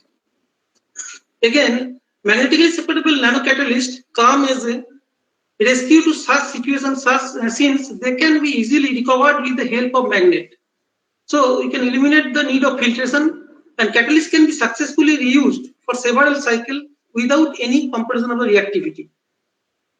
But these magnetically separable nanoparticles have some drawbacks. And one of the most important drawbacks is the aggregation form, and that minimize their unique properties. We can use different technique to overcome these drawbacks. And these are the various approach, like we can coat it with silica, carbon coat, polymer, metal coat, metal hydroxide coat, metal oxide coat, etc., etc. Now, nano catalyst, actually magnetically separable nano catalyst, can be used as a bridge between homogeneous catalyst and heterogeneous catalyst, and it can be used. It can be just we can use it. Use magnet for separation of the catalyst, and we can easily save our time and our energy. Now I am going to give some example, maybe 4 or 5 example, how we can prepare the magnetically separable nanocatalyst and use in various organic transformation. First example is synthesis and characterization of an efficient magnetically separable nanocatalyst, theoretical approach on the role of ligand backbone on epoxidation capability. The objective of the current work is synthesis of the 3 iron seed-base complex with varying halide in the ligand backbone, and this catalyst was characterized and then subject to the alkene epoxidation reaction. Base catalyst judged among the 3 homogeneous catalysts, and role of halide in the ligand backbone was found to be primary factor responsible for catalytic activity. Further study has been done through theoretical investigation, and finally base catalyst has been transformed to magnetically separable nanocatalyst. Synthesis and catalytic activity ability of homogeneous catalyst. Here we have prepared this ligand. This is the chiral center, so our ligand is chiral ligand. And here the X are chloro, bromo, and iodo. Just we vary this one. And we prepared iron complex with this ligand. And this is the crystal structure of the ligand of the complex. Actually, the complex 2. And we measured the circular CD spectra to understand the nature of the ligand and also the complex, and observe that the chirality was maintained by both the ligand and the complex.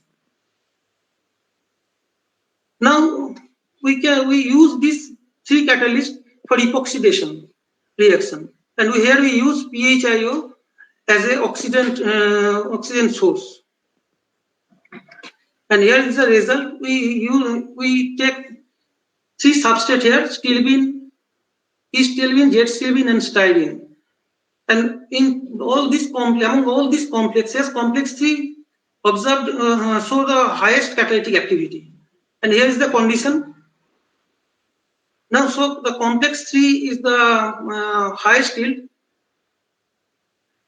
Now the mechanism we proposed here in this way, and here is the UV spectra. We observed that the new peak is generated here is due to the generation of iron 5-oxo intermediate.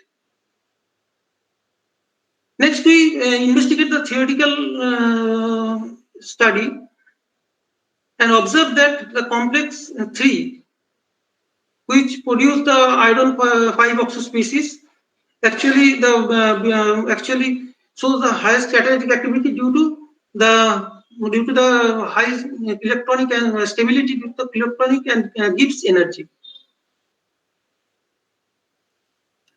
Next, we synthesize and characterize the heterogeneous catalyst. This is the schematic presentation how we heterogenize our homogeneous catalyst. This is the ferric oxide, and it's really a nanoparticle. We prepared in our lab, and then we coated it with the dopamine and prepared Fe3O4 aggregate dopa. and then we used our homogeneous catalyst on it and prepared our catalyst, magnetically separated catalyst. We give it name Fe3O4 at the rate dopa FeL3Cl. We take it as a iodine ligand. And characterization, here we can see from the FTI spectra, these two peak is due to the iron oxygen stretching of the ferric oxide, and this is the blue color is only for the ferric oxide nanoparticle, and the green color is after adding the dopa, and this band is due to the benzene ring coming from the dopamine, and this from the red color. This is the for our complex, actually the catalyst. This red color diagram, we have the peak at 624, and this is due to the imine bond. And we also study the powder XRD and powder XRD study, and observe that the crystallinity of the complex, our catalyst, ferric oxide and the ferric oxide at the rate dopa, all are remain same. Next, we investigated the TG of our complex and observe this type of pattern. And here you can see that the weight loss is too much high for our catalyst. That means the ferric oxide is coated with this dopa and also with our complex. And this is the 10 image, and this is the same image of our ferric oxide nanoparticle, ferric oxide dopa, and ferric oxide at the rate dopa at the rate FeL3Cl. This is EDX measurement, and finally we used our catalyst. We use this catalyst for the again for this epoxidation investigation of the using these substrates, and observe that the yield was very excellent, and also with some good enantionic excess product. Now, one interesting observation we found here: the curves exhibit magnetic curves. Actually, we study the magnetic property of all these three compounds and observe that the curves exhibit an extremely interesting phenomena. So, a decrease in the values of the saturation magnetization from the ferric oxide nanoparticles to ferric oxide at the rate dopa to final ferric oxide at the rate dopa at the rate FeL3Cl nanocatalyst, which can be attributed to the gradual increment of the diamagnetic organic materials from ferric oxide to our catalyst. And we also tested the catalyst for the reusability test and observed that it at least 5 times. Reusability test, and observed that the FTI spectrum was the same as we used for the first time, and also the same image, the catalyst will remain same.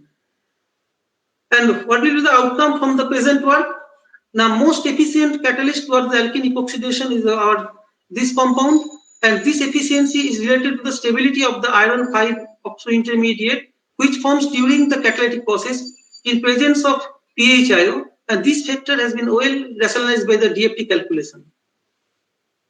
Finally, we have developed a catalytic system which can efficiently and selectively catalyze epoxidation of alkene. Next example is ferric oxide at the rate dopa functionalized manganese 3 sheet base complex, a promising magnetically separable heterogeneous catalyst for various oxidative transformation. Our objective of the current work is synthesis of the homogeneous manganese sheet base catalyst. This catalyst was characterized and then subject to the alkene oxidation, alcohol oxidation reaction. Now, what is the new in this study? In our previous work, we only investigated the catalytic ability concerning only the alkene epoxidation, but here we subjected our catalyst to not only alkene epoxidation, but alkane oxidation, alcohol oxidation as well. In the present study, we use same ligand, with the same ligand, and the complex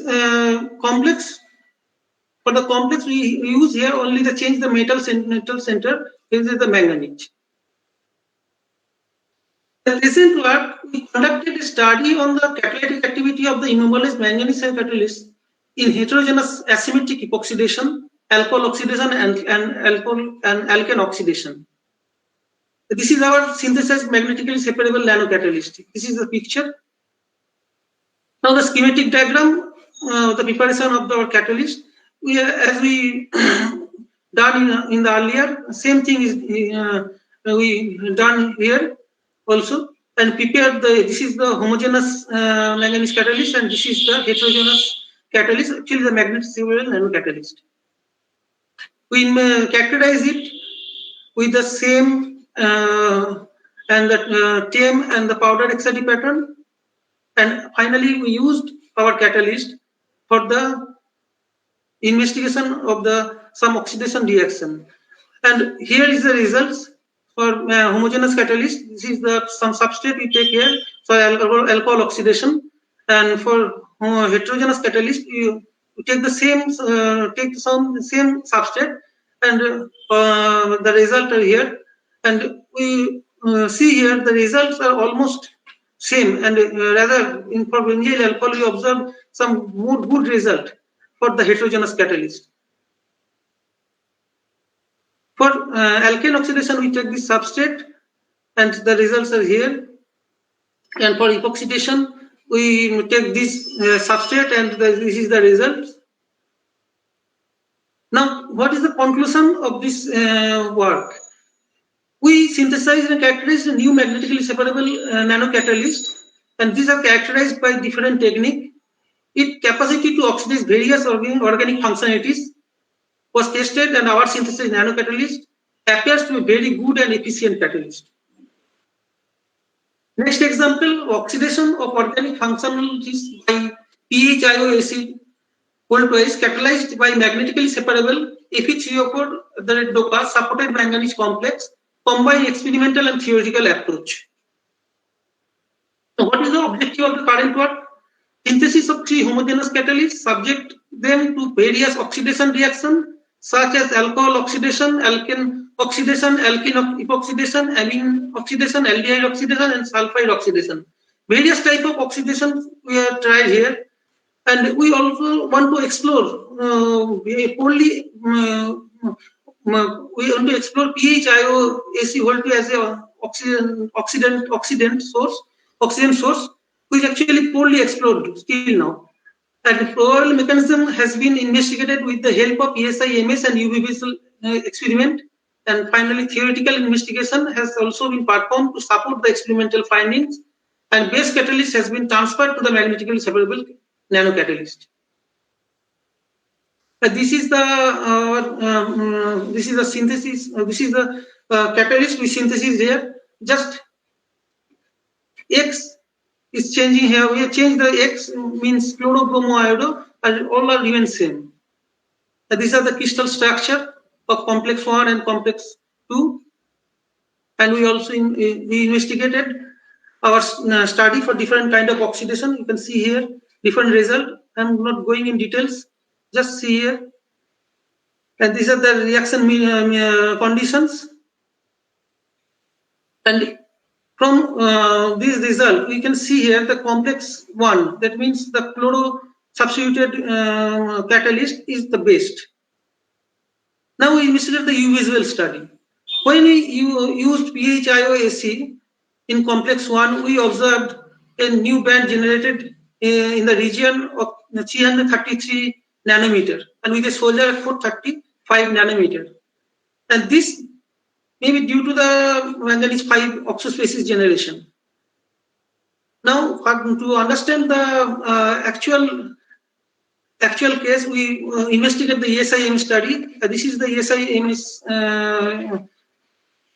spectra of the complex, and we further studied the ESIMS with PHIO-AC, presence of PHIO-AC the complex, and observed some this type of intermediate in the reaction mixture. From this, we propose this mechanism. manganese complex first generate an adduct B and then produce this kind of manganese 4 complex and finally manganese 5 oxo species, and we observed it in our visual study.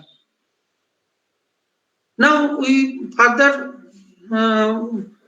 investigated theoretical study to find out the role of the halide substance on the ligand backbone. Here two methyl groups provoke the distortion in this area of the complex such that attacking acetate moiety could not come close to the metal centers. And formation of adduct between manganese 3 complex and PHIOAC oxidant is most important.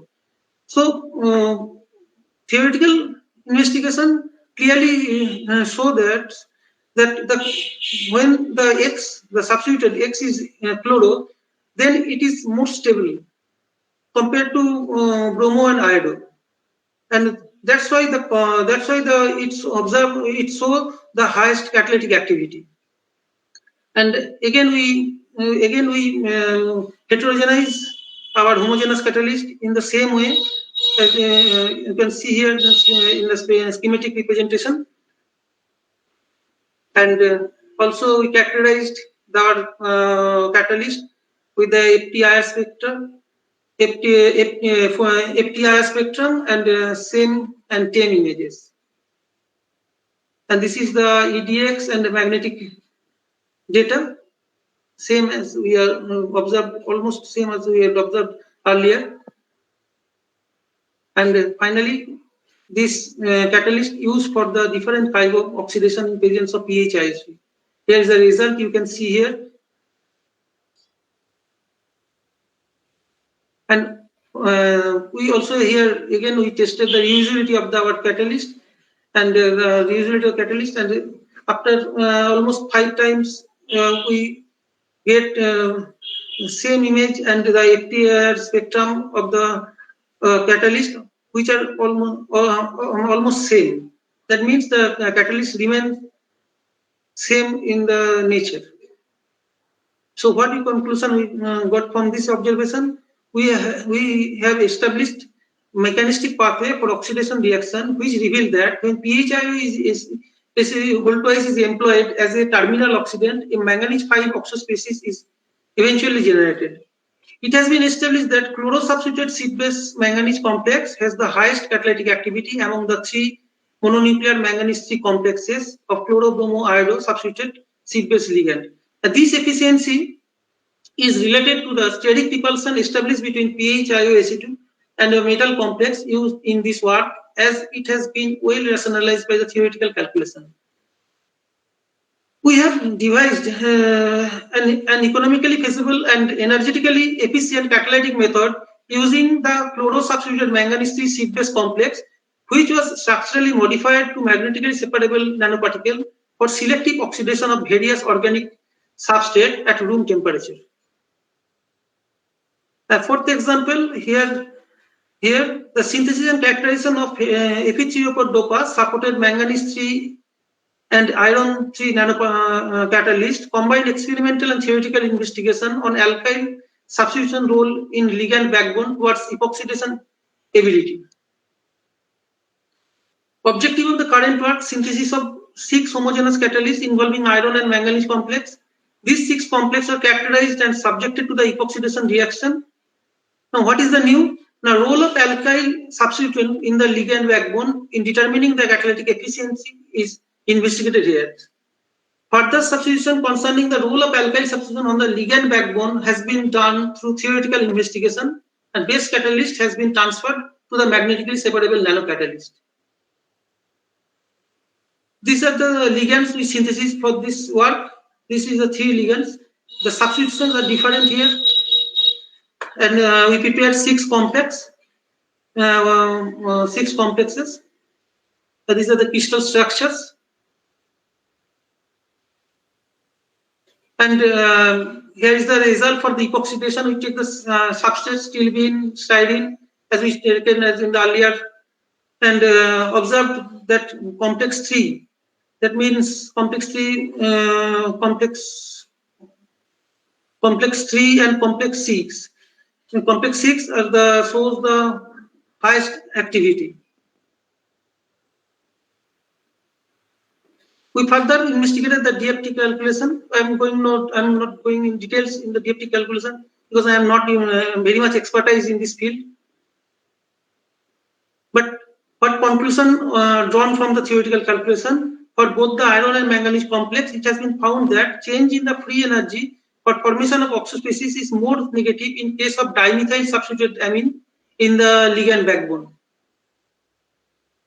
But here we broken our protocol in selecting the best homogeneous catalyst for heterogeneation purpose. Since selectivity is also an important factor in organic transformation reactions, we have selected complex 1 and 4 for the heterogeneation purpose, since both these catalysts bear a chiral center in the ligand backbone. And this is a schematic diagram how we can prepare our catalyst. And this is the characterization. This is the powder XRD and TG data. And this is the same for the complexes. And this is the TEM image of the complexes. EDX measurement and magnetic data. This is the FTI spectrum of the recovered catalyst almost after 5 times, and you can see here the peak remains same, and the images is also same as we saw in earlier. So the catalyst remain same. That means the catalyst is not damaged, and we can use it for several times. So what is the outcome of the present work? We found that ligand H2LC from the treatment of 2,6-diformyl 4-methylphenol with 1,1-dimethyl ethylene diamine renders the most efficient manganese and iron 3 C-base complexes for the epoxidation of alkenes, both in homogeneous and heterogeneous catalysts. DFT calculation confirmed the experimental results and suggested that the efficiency of the catalyst is related to the stability of manganese 5 and iron 5 manganese 5 oxo and iron 5 oxo intermediate, which from during the catalytic process in presence of PHIO. Complex 3 and 6 lack chirality, so highest enantiomer excess product was observed for complex 1 and 4, and hence these 2 catalysts were selected for the surface modification. And the final example is example 5. Surfactant mediated solubilization of magnetically separable nanocatalyst for the oxidation of alcohol. Actually, we in the past 4 example, we use the solvent, organic solvent, but here we want to try here to use the water as the solvent. That's why we use the surfactant. So objective of the current work, the CTAB coated water dispersion magnetically separable nanocatalyst. CTAB FeCO4 @dopa @ml. M means iron, manganese, L cyclohexane 1,2-diamine, bis, agyl diene, bis methyl, bis 2,4-dihex phenol. X means chlorobromo iodo. The name of the ligand is very big. Just you can, I will see you the structure of the ligand. Have been synthesized and using a simple synthetic strategy. This approach provides a new fruitful strategy for reduce the leaching of the active metal complex from the catalytic surface to the aqueous media. The synthetic catalyst has been found to be excellent for oxidation of the alcohol in aqueous medium at room temperature. A probable catalytic path involving the generation of hydroperoxide intermediate has been assumed, and this intermediate have been characterized using DFT and several spectroscopic techniques. It is worthy of mention that synthesized CTAB coated magnetically separable nanocatalysts can be magnetically recovered from the aqueous reaction mixture after more than 5 cycles, which renders the approach as a sustainable and accessible one. And this is the ligand prepared for this study, and then we add the metals and metal to prepare this complex. And here again, we the X is chlorobromo iodo, and metal is iron and manganese. And here is the schematic diagram how we prepare the dopa and CTAB coated with our catalyst. This is the structure of our complexes, crystal structures. and catalytic oxidation of alcohol. And we got a very good trend for both the catalyst 1 to 6. That means the chloro substitute is more efficient than bromo than iodine. So we take complex 1 and complex 4 for the heterogenization. And then here we characterize the CTAB and Fe3O4 at the rate of ml characterization. This is the FTR spectrum. You can see here the SCAT means Fe3O4 dopa iron L, and CAT means CTAB added here. So this is the SCAT, and this is the FTR spectrum, and this is the band for the FeO, as I already mentioned earlier, and this is the spectral vibration of the benzene ring. And one interesting observation here is that the CTAB, when you use the CTAB, we got the peaks on here. So we can confirm that the CTAB is coated on this surface. This is the powder XRD. This is same image and of the same image. And one interesting observation we found here, the zeta potential. We measure the zeta potential, and that we here see here the Z average value with adding the CTAB, the concentration gradually, with the increasing the concentration gradually, one optimum condition is arise, and this is the hydrodynamic diameter. After that, the elevation is occurred. So we choose this amount of CTAB for our study.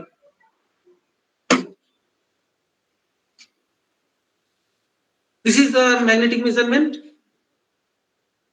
and catalytic, we tested the catalytic activity of CAT1 and CaCat2. Now we investigate the reaction mechanism. We use the iron, when you use the iron complex and add hydrogen peroxide, we observed a gradual increase of the peak in this region. Now, to understand what will happen here, we investigate the ESIM study. This is the ESIM study of the iron complex, and after adding the hydrogen peroxide in our iron complex, we studied the ESIMS and observed a peak in the region of 685, and this peak is due to the corresponding to the hydroperoxo complex of iron. And again, when we studied the usual experimental of the manganese complex, adding hydrogen peroxide, we observed a new peak arise here in this region, and this is probably due to the manganese hydroperoxo complex. To investigate to confirm this result, we again investigated the ESIM study and confirmed this one by ESM study, the formation of the hydroperoxo complexes. And this is the probable mechanistic path. And we had the metal center is also generated here, and this is the actually used for the oxygen transfer. Now, role of halogen substitution in generating the hydroperoxo species, we have calculated the Gibbs energy associated with the common process in which each initial metal complex reacts with OH minus to render the corresponding hydroperoxo intermediate as schematic depicted in the equation. Here is the result, and we observe that the chloro we observed that for the chloro we got the high stability for the hydroperoxo complexes. And reusability at the test is the reusability tested. And what is the outcome of the present work? The present study deals with a green and sustainable synthetic route for the oxidation of the alcohol using magnetically separable nanocatalyst. And finally, I want to acknowledge my funding agencies, ACRB, West Bengal, DST, and UGC ERO for give me some fund for this research, and special thanks to Arutrika and Tanya, who did a lot of work for me, and without their help, it is not possible for me to present some result to you. And also, I want to express my gratitude and my thanks to my mentor, Professor Debasis Das, who, without his help and support, it is not possible to me to get this platform. Thank you. Thank you very much. Thank you, Ishani.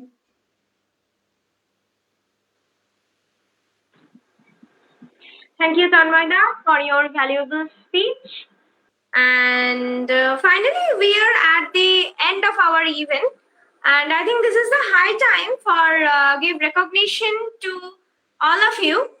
Firstly, I would like to show my sincere acknowledgement to the 4 esteemed speakers who took out time from their busy schedule and showered us with their knowledge and wisdom.